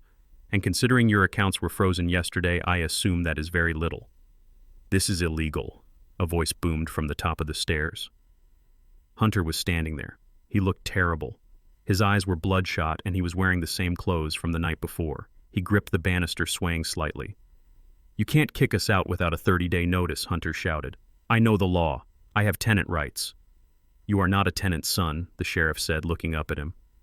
"You are a guest, and when a guest becomes a threat, they become a trespasser." Hunter stormed down the stairs. He moved with the reckless energy of a man who has lost control of his narrative. He marched right up to the sheriff, getting inches from his face. "I am not going anywhere," Hunter spat. "This is my house. My wife lives here. My mother-in-law lives here. That old man is senile. He doesn't know what he is doing. Get out of my way." Hunter tried to push past the sheriff to get to the living room. It was a mistake. You do not push a law enforcement officer in his own county. The sheriff put a hand on Hunter's chest. "Step back, son," the sheriff warned. "Don't touch me," Hunter screamed. He grabbed a crystal vase from the hallway table, the only one that hadn't been broken yet, and hurled it across the room. It smashed into the wall, shattering into 1,000 pieces. "That is enough," the sheriff said. The 2 deputies moved in. They grabbed Hunter by the arms. Hunter fought back. He kicked out, catching one of the deputies in the shin. He was screaming obscenities, calling me every name in the book, cursing the police, cursing the world. "Let me go," he yelled. "I will sue you all. I will ruin you. Do you know who my father is?" "Your father is the man who wouldn't take your phone calls last night," I said quietly. Hunter thrashed, knocking over a coat rack. He was destroying the very symbols of wealth he claimed to love. He was a child throwing a tantrum in a museum. "Sheriff," I said, raising my voice over the noise. "Before you take him out, I suggest you check the guest room closet, specifically the blue golf bag." Hunter froze. For a second, the struggle stopped. He looked at me with wide, terrified eyes. "What are you talking about?" Hunter stammered. "I am the owner of this house," I said to the sheriff, "and I do not allow illegal narcotics on my property. I have reason to believe this young man is storing a significant amount of cocaine in his luggage." "You liar!" Hunter screamed, but his voice cracked. He started struggling again, more desperate now. He was trying to break free, trying to run up the stairs. "Check the bag," the sheriff ordered one of the deputies. "No, you can't," Hunter yelled. "You need a warrant." "The owner just gave us consent to search the premises," the sheriff said calmly. The deputy ran up the stairs. We stood there in silence, interrupted only by Hunter's heavy breathing and Vanessa's sobbing. Jasmine was sitting on the bottom step, her head in her hands, refusing to look at anyone. 2 minutes later, the deputy came back down. He was holding a large, clear plastic bag filled with white powder. It was not a small amount for personal use. It was enough to send someone away for a long time. "Found it in the side pocket of the golf bag," the deputy said. "Just like Mr. Wright said." I looked at Hunter. I didn't smile. I didn't gloat. "I told you, Hunter," I said. "I see everything in this house. Did you really think I didn't know why you were sniffing around the bathroom every 20 minutes during dinner parties?" Hunter slumped. The fight went out of him. He let the deputies handcuff him. "You set me up," he whispered. "I didn't buy the drugs, Hunter," I said. "And I didn't bring them into my home. You did that all by yourself." The sheriff read him his rights. Hunter Davis, the man who thought he was too good for a black family, was dragged out of my house in handcuffs, crying like a baby. Now it was just the women. Vanessa looked at me. She looked at the handcuffs on Hunter's wrists. She looked at the sheriff, waiting expectantly. "Curtis," she said, her voice shaking, "where are we supposed to go?" "That is not my concern," I said. "You have 5 minutes." The sheriff handed them a box of heavy-duty black trash bags. "We don't have boxes," the sheriff said. "Use these." I watched as my wife and stepdaughter filled black plastic trash bags with their designer clothes. They shoved Gucci dresses next to dirty laundry. They threw Louboutin shoes in with bathroom toiletries. It was fitting. Their vanity was being reduced to garbage. They dragged the bags down the stairs. The sound of the plastic sliding on the marble floor was a sound I will never forget. It was the sound of a lease expiring. "Move it along," the sheriff said. They walked out the front door. I followed them. The sun was high in the sky now. The heat was rising off the pavement. As they stepped onto the driveway, clutching their black trash bags, they stopped. They saw the audience. Mrs. Higgins was standing at the edge of her lawn. She wasn't hiding behind her blinds anymore. She was standing right there, holding her iPad up, recording everything. Next to her was the mailman, pausing his route to watch. Across the street, 2 other neighbors were standing on their porch with coffee mugs. "Look at them," I heard Mrs. Higgins say, her voice carrying in the quiet morning air. "That is the girl who went on the internet and called Curtis a monster. Karma is a beautiful thing, isn't it?" Jasmine tried to hide her face behind a bag of clothes. "Stop filming," she screamed at Mrs. Higgins. "It is illegal. It is a public sidewalk, honey," Mrs. Higgins shot back. "You didn't mind the public when you were begging for donations on Instagram, did you?" "Smile for the camera." Vanessa dropped her bag. She looked at the neighbors. She looked at the beautiful house she was leaving. Then she looked at me. I stood on the porch, framed by the grand pillars I had designed. I looked down at them. "I gave you a palace," I said, "and you turned it into a circus. Now the show is over." I nodded to the sheriff. He tipped his hat. I stepped back inside and closed the heavy oak door. I turned the deadbolt. It made a solid final click. I walked to the window and watched through the sheer curtains. I saw them standing there for a moment, a tableau of defeat. Hunter was in the back of the patrol car. Vanessa and Jasmine were standing on the curb, surrounded by black trash bags, tapping furiously on their phones, likely trying to find a friend who would still answer their calls. None would. I knew that. People love a winner, but they despise a fraud. I turned away from the window. The house was quiet, but it wasn't the empty silence of before. It was a clean silence. The air felt lighter. The energy was different. It was my house again. I walked to the kitchen. I poured the cold coffee down the sink and started a fresh pot. As the water began to boil, I hummed a little tune. I had a lot of work to do. I had to redecorate. I had to hire a new housekeeper. And most importantly, I had to enjoy the rest of my life. The eviction was complete. The squatters were gone. And Curtis Wright was finally, truly, home. The Starlight Motel sits on the edge of the interstate highway, a place where 18-wheelers rumble by every 30 seconds, shaking the foundations of the building. It is the kind of place where you pay by the hour, and the front desk clerk sits behind bulletproof glass. This was the new residence of the former Mrs. Curtis Wright and her daughter. They had checked into room 114. It was a ground-floor unit with a view of a dumpster and a flickering neon sign that buzzed like an angry hornet. Inside the room, the air smelled of stale cigarette smoke and industrial cleaner. The carpet was a shade of brown that was designed to hide stains but failed miserably. There were 2 queen beds pushed against the wall, covered in thin, synthetic comforters that had likely not been washed in a month. Between the beds stood a nightstand with a Bible and a lamp that had a cracked shade. Vanessa sat on the edge of the bed, still wearing her silk blouse from the day before, though it was now wrinkled and stained with sweat. She stared at the television, which was bolted to the dresser, but she did not turn it on. She just stared at her reflection in the dark screen. She looked hollow. The arrogance that had defined her for 15 years had been stripped away, leaving behind a frightened, middle-aged woman with a maxed-out credit card and no plan. Jasmine was pacing the small room like a caged animal. She held her phone up, trying to find a signal. The motel Wi-Fi was broken and her data plan had been suspended an hour ago due to non-payment. She was cut off from the digital world that was her lifeblood. She could not check her likes. She could not delete the hate comments. She was alone with her thoughts, and they were terrifying. "This is disgusting," Jasmine said, kicking a fast food wrapper that had been left on the floor by a previous guest.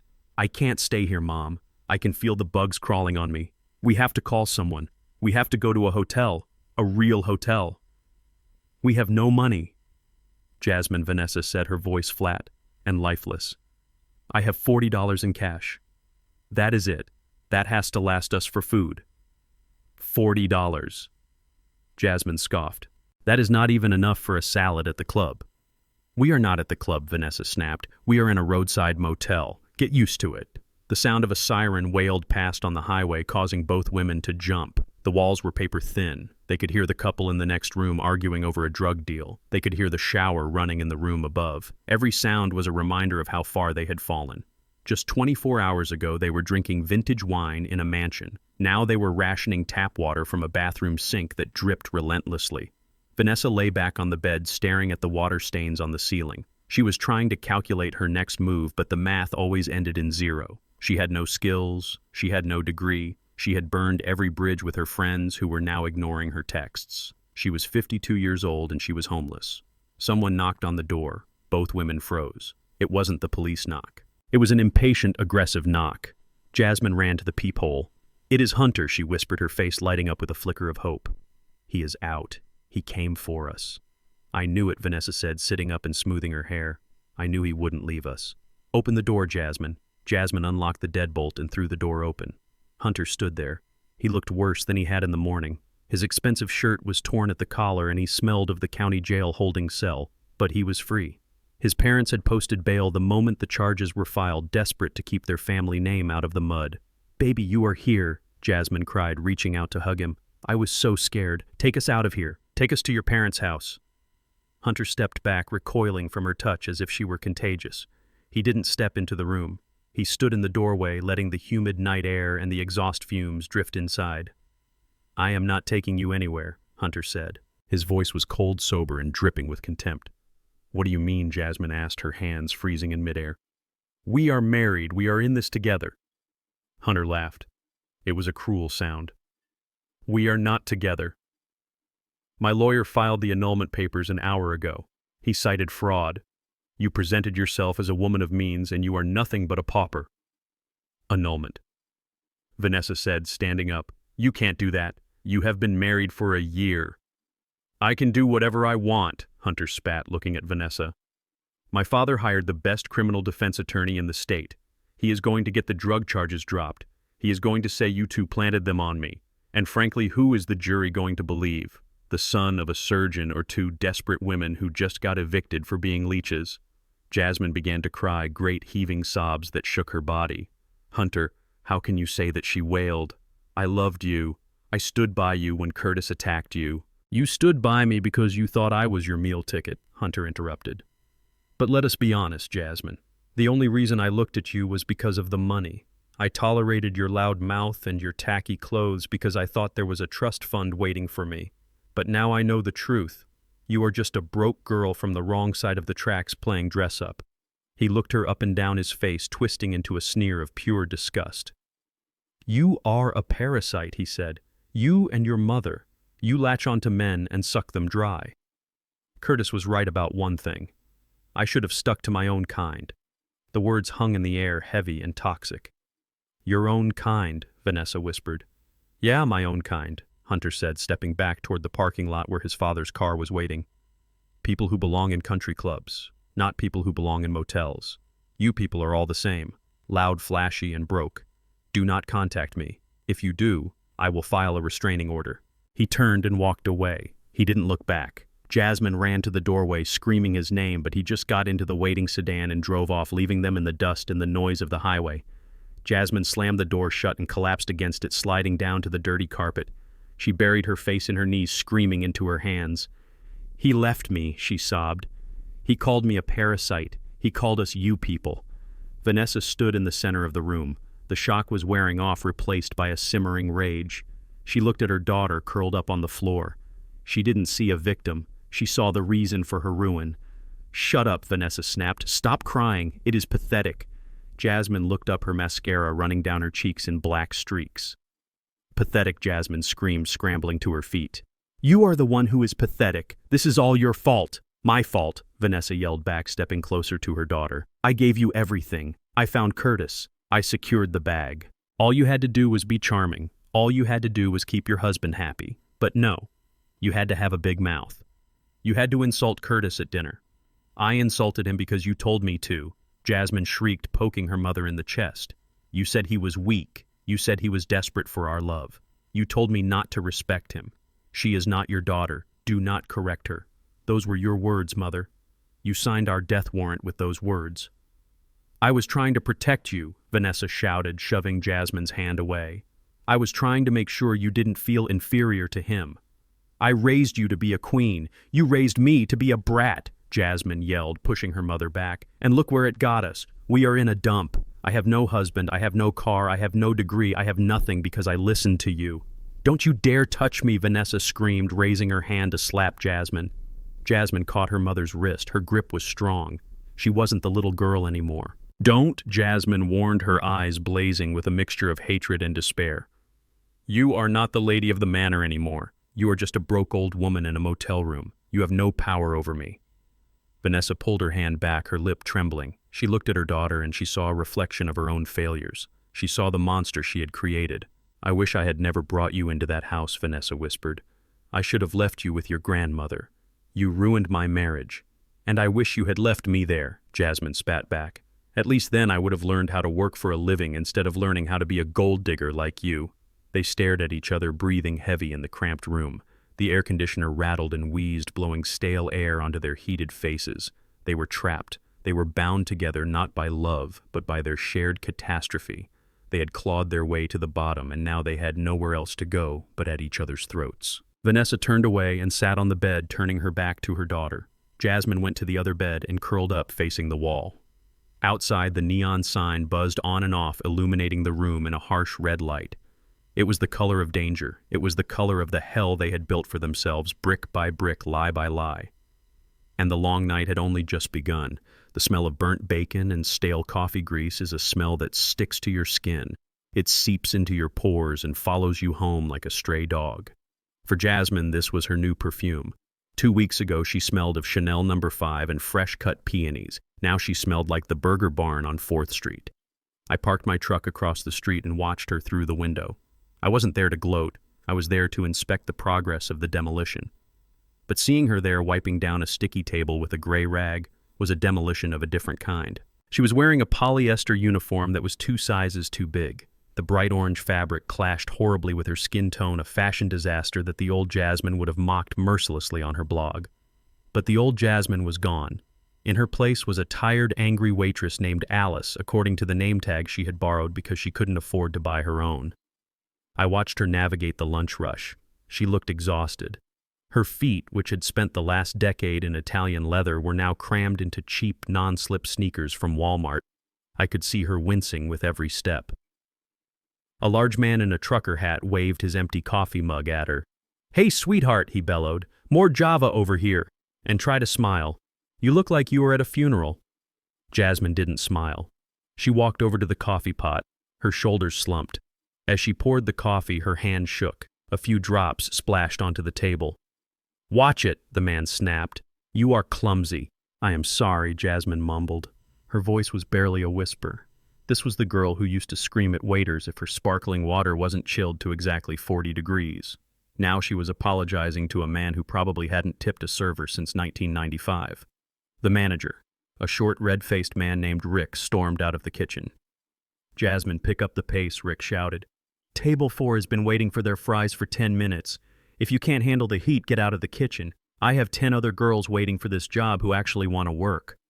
I saw Jasmine's lip tremble. She nodded, blinking back tears. She rushed to the kitchen window. As she grabbed the hot plate of fries, she burned her thumb. She hissed in pain but didn't drop the plate. She couldn't afford to drop the plate. Rick would dock her pay, and her pay was already below minimum wage because she lived off tips. and Jasmine was a terrible waitress, so the tips were non-existent. She walked to table 4. It was a group of construction workers. They stopped talking when she arrived. One of them, a young guy with grease under his fingernails, looked her up and down. "Nice outfit," he leered. "What time do you get off? Maybe we can go for a ride." Jasmine placed the fries down. "Please just eat your food," she said. The guy reached out and grabbed her wrist. His hand was dirty. "Don't be like that, princess," he said. "You are too pretty to be working in a dump like this. Come on, give me a smile." I watched Jasmine pull her hand away. She looked at the spot where he had touched her as if it were infected. She looked around the diner. She looked at the peeling paint on the walls. She looked at the fluorescent lights that buzzed overhead. She looked at the dirty dishes piled high in the sink. I knew what she was thinking. She was remembering the brunch at Le Bernardin. She was remembering the white tablecloths and the crystal glasses. She was remembering the safety of my credit card. She was remembering a life where her biggest problem was deciding which filter to use on her selfie. She ran to the back of the diner. I saw her disappear into the bathroom. I knew she was in there crying. I knew she was looking in the dirty mirror and asking herself how it had come to this. But she wasn't asking herself what she did wrong. She was asking herself why I was so cruel. She still didn't get it. She thought this was a punishment I was inflicting on her. She didn't realize this was just reality, and she was finally meeting it for the first time. I drove away before she came out. I didn't want her to see me. Not yet. I knew she would come to me eventually. Desperation has a way of acting like a compass. It always points back to the money. 2 days later, she found me. I was at the new construction site on the waterfront.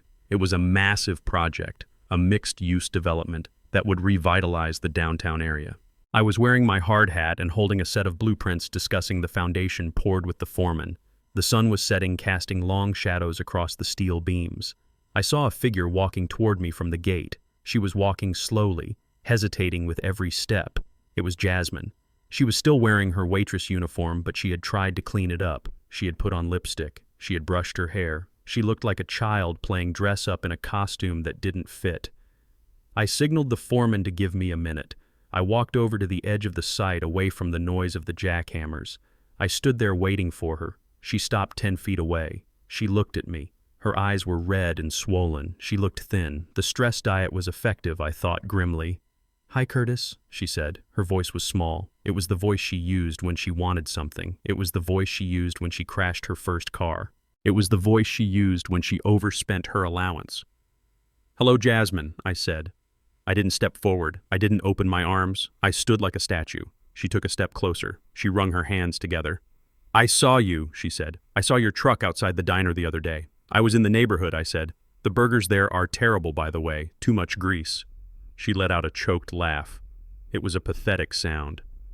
"Yeah," she said. "It is a terrible place. I hate it, Curtis. I hate it so much. My feet bleed every night.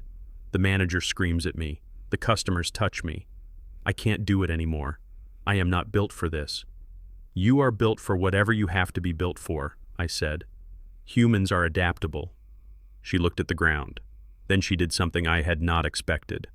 She fell to her knees, right there in the dirt and the gravel of the construction site. She didn't care about ruining her pants. She didn't care about the workers watching. "Please, Curtis," she sobbed. "Please take me back. I am sorry. I am so sorry. I was stupid. I was ungrateful. I didn't mean any of it." She looked up at me, tears streaming down her face. It was a powerful performance. If I hadn't raised her, I might have believed it. But I knew Jasmine. I knew that she cried when she didn't get the pony she wanted. I knew she cried when the rain ruined her hair. Her tears were not salt water. They were tools. "It was Mom." She continued, her voice rising in hysteria. "She made me do it. She poisoned me against you. She told me you were just a wallet. She told me Hunter was better." I didn't want to say those things, Curtis. "I love you. You are my dad. You have always been my dad." I watched her crawl forward a few inches. She reached out and grabbed the hem of my pants. Her hands were rough from the dishwater. "Help me, Daddy," she whispered. "Just give me another chance. I will do anything. I will break up with Hunter. Oh, wait, he already left me. I will stop talking to Mom. Just let me come home. Let me go back to school. I promise I will be good. I promise I will respect you." I looked down at her. I looked at the top of her head. I remembered braiding her hair when she was 10. I remembered teaching her how to drive. I remembered the pride I felt when she graduated high school. But then I remembered the dinner. I remembered the laughter. I remembered the live stream. I felt a phantom pain in my chest, but I pushed it down. I could not afford to be soft. Softness was what created this monster in the first place. I reached into my pocket. Jasmine's eyes lit up. She thought I was reaching for my checkbook. She thought I was reaching for the keys to a new apartment. She started to smile, a trembling, hopeful smile. I pulled out a folded piece of paper. It was a brochure I had picked up at the community center that morning. I bent down. I didn't touch her. I placed the paper in her hand. "What is this?" she asked, looking at it through her tears. "It is a list of resources," I said. She opened it. It wasn't a check. It was a flyer for the Second Chance Career Center. "They offer free vocational training," I said. "They have courses in nursing assistant certification, paralegal studies, and IT support. They also have a partnership with the women's shelter downtown. It is clean, it is safe, and they will help you get back on your feet." Jasmine stared at the paper as if it were a venomous snake. "A shelter," she whispered. "You want me to go to a homeless shelter? I want you to survive, Jasmine," I said. "And right now you are not surviving. You are drowning." "But I want to come home," she wailed, clutching my leg tighter. "I want my room. I want my life back." "That life is gone," I said, my voice hard as steel. "That life was a gift and you returned it." I pulled my leg away from her grasp. I stood up straight. "You said I was not your father," I reminded her. "You were right. A father protects his children from the world, but a teacher prepares them for it. I failed as a father because I protected you too much. I never let you feel the consequences of your actions." "Well, Jasmine, this is the consequence." I pointed to the flyer in her hand. "That paper is worth more than any check I could write you," I said. "Because if you use it, if you actually go there and do the work, you will earn something I can never give you. You will earn self-respect." She crumbled the paper in her fist. She looked up at me with hatred returning to her eyes. The mask of the repentant daughter slipped. "I hate you," she hissed. "You are sitting on millions and you won't even give me $500 for rent. You are a monster." I nodded. "Perhaps I am. But I am a monster who sleeps soundly at night." I turned my back on her. "Use the flyer, Jasmine," I said over my shoulder. "Or don't. It is your life. Start living it." I walked back toward the foreman who was waiting for me by the cement mixer. I didn't look back. I heard her screaming behind me. She was screaming my name. She was screaming curses. She was screaming at the unfairness of the universe. But I kept walking. I had a building to build. And unlike my family, this building would have a strong foundation. It would stand the test of time. And as the sun dipped below the horizon, casting the construction site in a golden light, I realized that for the first time in 15 years, I was building something that wouldn't collapse the moment I stopped holding it up. I was finally free. A wounded animal is dangerous because it has no future to lose. Hunter Davis was a wounded animal. After I evicted him and his wife from the motel parking lot, after I watched him drive away, leaving them in the dust, I thought he would disappear. I thought shame would drive him to another state. I was wrong. Shame requires a conscience, and Hunter had replaced his conscience with entitlement long ago. 3 days after the eviction, my office phone began to ring. It was not the steady rhythmic ringing of business. It was the chaotic, frantic ringing of a crisis. My secretary, Sarah, walked into my office. Her face was pale. She held a tablet in her hands. "Mr. Wright," she said, her voice trembling, "you need to see this. It is trending on Twitter." I took the tablet. There was a video. It was Hunter. He was sitting in a dark room looking into the camera with eyes that were too wide, too bright. He looked manic. "The waterfront project is a death trap," Hunter said in the video. His voice was raspy. "I have inside information. I saw the blueprints. Curtis Wright is using substandard steel. He is bribing inspectors. He is cutting corners to save money because his company is bankrupt. If you buy a condo in that building, you are buying a coffin." I put the tablet down.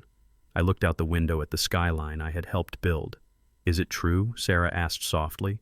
I looked at her. "Sarah," I said, "I have been building in this city for 40 years. My buildings survived hurricanes. They survived earthquakes. The only thing they have never had to survive is the lies of a desperate drug addict. But the damage was already done. My investors were calling, the city council was calling, they wanted an emergency safety audit, they wanted to pause construction. Hunter had found the one thing I cared about more than my money. He had attacked my legacy." My phone buzzed. It was a text from an unknown number. "I can make the videos stop. $5 million. Cash. Meet me at the old warehouse on Dock Street. I stared at the message. He was trying to blackmail me. He thought he had leverage. He thought that because I was a private man, I would pay to make the noise go away. He did not understand that I do not pay terrorists. I destroy them. I did not go to the warehouse. I did not reply to the text. Instead, I opened my safe. I took out a deed. A very old, very specific deed that I had purchased through a shell company 10 years ago. I got into my truck and drove. But I did not drive to meet Hunter. I drove to the one place where Hunter drew his power. I drove to the source of his arrogance. I pulled up in front of Davis Luxury Autos. It was a massive dealership on the edge of town, glistening with glass and chrome. This was the kingdom of David Davis, Hunter's father. This was the family money that Hunter always bragged about. I walked into the showroom. A salesman approached me smiling until he saw my work boots and denim shirt. "Can I help you, sir?" The salesman asked, his tone implying that I was lost. "The service entrance is in the back." "I am not here for service," I said. "I am here to see David." The salesman sneered. "Mr. Davis is a busy man. He does not see walk-ins." "Tell him Curtis Wright is here," I said, "and tell him I am here to discuss his lease." The salesman looked confused, but he picked up the phone. A moment later, his face went white. "Right this way, sir," he stammered. I walked into David's office. It was a shrine to his own ego. Trophies on the shelves, photos of him shaking hands with minor celebrities. David was sitting behind a massive oak desk smoking a cigar. He looked like an older, thicker version of Hunter. The same arrogance, the same weak chin. "Curtis," David said, not standing up. "To what do I owe the pleasure? I heard you have been having some trouble with my son. Boys will be boys, right?" He took a puff of his cigar and blew the smoke in my direction. "He is trying to blackmail me, David," I said calmly. "He is spreading lies about my structural integrity to extort $5 million. David laughed. It was a dismissive, ugly sound. "That sounds like smart business to me," David said. "You cut him off. You humiliated him. You had him arrested for drugs. Did you think he would just roll over? Maybe you should just pay him Curtis. Consider it a severance package for that disastrous marriage." I looked around the office. I looked at the view of the car lot. "Nice view," I said. "It is," David agreed. "I built this place from the ground up. 40 years of blood and sweat, just like you. So you understand why I will protect my family. If you touch Hunter, I have lawyers who will tie you up in court until you rot." I reached into my jacket pocket. I pulled out the deed. I placed it gently on the desk. "You built the business, David," I said, "but you do not own the ground it stands on." David frowned. He looked at the paper. "What is this?" he asked. 10 years ago, the original owner of this land went bankrupt," I explained. "He sold the land to a holding company called CW Properties." David's eyes narrowed. "So what he said? I have a lease, a 99-year lease. I am untouchable." I leaned forward. I placed a second document on the desk. "Read paragraph 14, section C," I said. David picked up the paper. His hands began to tremble as he read. The moral turpitude clause I recited from memory. The leaseholder agrees that neither he nor his immediate family members shall engage in criminal activity or conduct that brings public shame to the property owner. Any violation of this clause constitutes an immediate breach of contract resulting in the termination of the lease without compensation. David looked up. The cigar fell from his mouth, burning a hole in his expensive carpet. "Hunter was arrested for cocaine possession on my property last week," I said. "He is currently out on bail, but the charges stand. And today he attempted to extort me, which is a felony. He posted a video admitting to corporate espionage." I stood up. I walked to the window and looked out at the rows of expensive cars. "You raised a criminal, David. And because you allowed him to use your name and your resources to attack me, you are complicit. You can't do this," David whispered. His face was gray. "This dealership is my life. If I lose this location, I lose my franchise license. I lose everything. You should have thought of that before you bailed him out," I said. "You should have thought of that before you told me to pay his ransom." The door burst open. Hunter walked in. He was grinning. He held his phone up, recording. "Look who it is," Hunter shouted. "The slumlord himself. Did you come to beg my dad for mercy? Did you come to write me my check?" He turned the camera to his father. "Tell him Dad," Hunter laughed. "Tell him to pay up or we bury him." David stood up slowly. He looked at his son. He looked at the boy he had spoiled, protected, and unleashed on the world. And for the first time he saw what I saw. He saw a cancer. "Shut up, Hunter," David said. His voice was a low growl. Hunter stopped laughing. He lowered the phone. "What?" Hunter asked. "You idiot," David screamed. His voice broke into a roar that shook the glass walls. "You stupid, arrogant parasite. You just cost me the dealership. What are you talking about?" Hunter stammered. "He owns the land." "Hunter," David yelled, picking up a heavy crystal ashtray and throwing it at the wall. "Curtis owns the land. And because you decided to play gangster and blackmail him, he is canceling my lease." Hunter looked at me. His mouth hung open. He can't do that," Hunter said. "He just did." David sobbed, collapsing into his chair. "He just did. Get out." Hunter looked confused. "Dad, we can fix this. We can sue him." "Get out," David screamed. "Get out of my office. Get out of my life. You are cut off. I never want to see your face again. If you come near this building, I will kill you myself." Hunter backed away. He looked from his raging father to me. I stood by the door, holding the door open for him. "I think your father is busy, Hunter," I said. "And you have a police interrogation to get to. I forwarded your blackmail text to the district attorney on my way over here. They should be arriving any minute." Hunter turned pale. He heard the sirens in the distance. They were getting louder. He looked at me with pure terror. He finally realized that he wasn't playing a game. He was in the middle of a war, and he had brought a water pistol to a drone strike. He ran. He ran out of the office, past the confused salesman, and out the back door. I looked at David. He was burying his face in his hands, weeping for his lost empire. "You have 30 days to vacate the premises, David," I said. "I suggest you start packing. I have a new tenant lined up, a community college. They need space for their automotive repair program.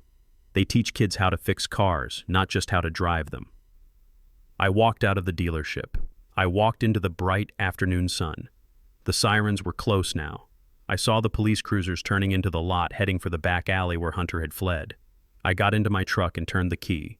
The radio came on. It was a weather report. A storm was clearing, they said.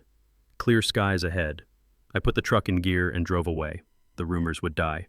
The truth would come out. My buildings would stand. And the Davis family, who had thought they were gods, were now just another cautionary tale about gravity. What goes up must come down. And I had just pulled the lever on the trap door. Time acts as a relentless filter. It separates the truth from the lies and the gold from the dust. It has been 1 year since I evicted the strangers who lived in my house. 1 year since I cut the financial umbilical cord that was strangling my retirement. I do not spend my days looking in the rearview mirror, but occasionally news travels back to me. In a small city, stories of ruin travel faster than stories of success. Hunter Davis is currently a resident of the state correctional facility. The plea deal his father refused to pay for never materialized, and the jury did not look kindly on a young man who blackmailed a senior citizen while sitting on a kilo of cocaine. I heard from a mutual acquaintance that prison has been a difficult adjustment for him. He is no longer the loudest voice in the room. He is no longer the man who demands service. He works in the laundry detail, washing sheets for 12 cents an hour. The irony is not lost on me. He once told me that manual labor was beneath him, that he was born to lead. Now he spends his days scrubbing stains out of other men's clothes. He has lost his weight. His hair is thinning from stress, and the arrogance that defined him has been beaten into a dull, hollow stare. He writes letters to his father every week, begging for a visit, begging for forgiveness. The letters are returned unopened. David Davis meant what he said. He cut off the limb to save the body, and Hunter is now a phantom limb, aching but gone. Vanessa did not fare much better. The reality of the job market for a 53-year-old woman with no skills and a reputation for fraud is harsh. She could not find a rich husband. The circles she used to move in are closed to her. The women she used to drink mimosas with now pretend they do not see her when she walks by. I saw her myself last week, though she did not see me. I was walking through the downtown mall, the same mall where she used to spend thousands of dollars on my credit card. She was wearing a gray uniform. She was pushing a heavy cart filled with cleaning supplies. She was the janitor for the department store she once treated as her personal closet. I watched her bend down to wipe a scuff mark off the marble floor. Her hands, once manicured and adorned with diamonds, were red and chapped. She looked tired. She looked older than her years. She looked like a woman who was finally earning her keep 1 minimum wage hour at a time. I did not feel joy seeing her there. I did not feel sadness. I simply felt the satisfaction of the equation balancing out. She wanted a life of luxury without work. Now she has a life of work without luxury. And then there is Jasmine. Of all of them, her fate is the most tragic because it was the most avoidable. She threw away the flyer I gave her. She did not go to the trade school. She did not go to the shelter. Instead, she did what she was taught to do. She found another man. He is not a wealthy entrepreneur. He is a bouncer at a nightclub downtown. He drives a rusted muscle car and has a temper that matches Hunter's, but without the veneer of civility. I saw Jasmine waiting for the bus yesterday. She was wearing sunglasses even though it was cloudy. She was trying to hide the bruise on her cheek. She looked thin and nervous, constantly checking her phone as if afraid she had missed a call. She has traded one cage for another. She traded a cage of gold for a cage of rust, but she is still a prisoner because she refuses to hold the key to her own freedom. She saw me driving past. For a second, our eyes locked. I saw the plea in her eyes. I saw the silent scream for help, but I kept driving. I had given her the life raft and she had punctured it. I could not save someone who was in love with drowning. My life, however, has become a study in peace. The silence in my home is no longer heavy. It is musical. I wake up when I want. I drink my coffee on the balcony without hearing complaints about the brand of beans I bought. But I did not retire to a rocking chair. A man who stops building is a man who starts dying. I converted the old warehouse on Dock Street, the one Hunter tried to use for his blackmail scheme, into a new space. It is now the Wright Community Architecture Center. Every afternoon at 3 o'clock, the doors open. They do not open for wealthy clients looking for penthouses. They open for kids. Kids from the South Side. Kids from the projects. Kids who look like I did 50 years ago. Kids who have been told that they are destined to be nothing more than statistics. I teach them how to draw. I teach them how to read blueprints. I teach them the difference between a load-bearing wall and a partition. But mostly, I teach them how to build. I tell them that a building is like a life. If the foundation is weak, it does not matter how pretty the paint is. Eventually, it will collapse. Yesterday, a young boy named Marcus showed me his design for a library. The lines were crooked, the scale was off. But the vision was there. He looked at me terrified of criticism. "It is bad, isn't it, Mr. Wright?" Marcus asked. I put my hand on his shoulder. "It is a start, Marcus," I said, "and a start is better than a dream. We fix the foundation first, then we build the walls, then we put on the roof. And when you are done, nobody can kick you out because you built it yourself." The smile on his face was worth more than any thank you from Vanessa or Jasmine. It was genuine. It was earned. I spend my evenings in my garden. I planted roses this year. They require care. They have thorns. But they bloom beautifully if you respect them. I have met a woman. Her name is Eleanor. She is a retired librarian. She drives a Honda Civic. She pays for her own dinner. We do not talk about money. We talk about books. We talk about jazz. We talk about the future.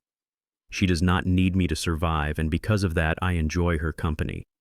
It is a relationship of equals, and it is the most refreshing thing I have felt in decades. People ask me if I regret what I did. They ask if I was too harsh. They ask if a father should ever turn his back on his family. I tell them this: family is not a biological accident. Family is a covenant of respect.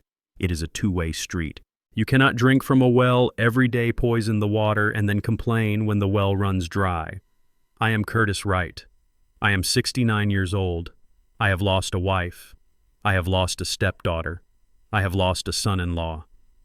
But in the process, I found something far more valuable. I found my dignity. I sit on my porch as the sun goes down over the city I helped build. I look at the skyline. I see the steel and the glass and the concrete. I see the structures that have withstood storms and time. I am one of those structures. I bent, but I did not break. To anyone listening to my story, I have one final piece of advice. Do not light yourself on fire to keep others warm, especially if those others are holding the matches. Check your foundations, secure your assets, and never ever let anyone tell you that you are not worthy of respect in your own home. My name is Curtis Wright, and this is my new beginning. The slate is clean, the blueprint is fresh. And for the first time in a long time, I am building a life that is truly mine. Thank you for listening. If my story resonated with you, if you have ever had to stand up for your own worth against the people who should have loved you the most, Let me know in the comments. Where are you listening from? What would you have done in my shoes? Share your story. Because the only way we stop the parasites is by shining a light on them. Until next time, keep building. And never apologize for locking the door. I learned that the most dangerous lies are the ones we tell ourselves about the people we love. I told myself that money could buy loyalty. I told myself that if I gave enough, they would eventually respect me. But respect is not a transaction. It is a mirror. If you do not respect yourself enough to say no, nobody will respect you enough to say thank you. True family is not defined by who sits at your table, but by who stands by your side when the table is empty. Do not be afraid to eat alone. It is better to starve in dignity than to feast with wolves.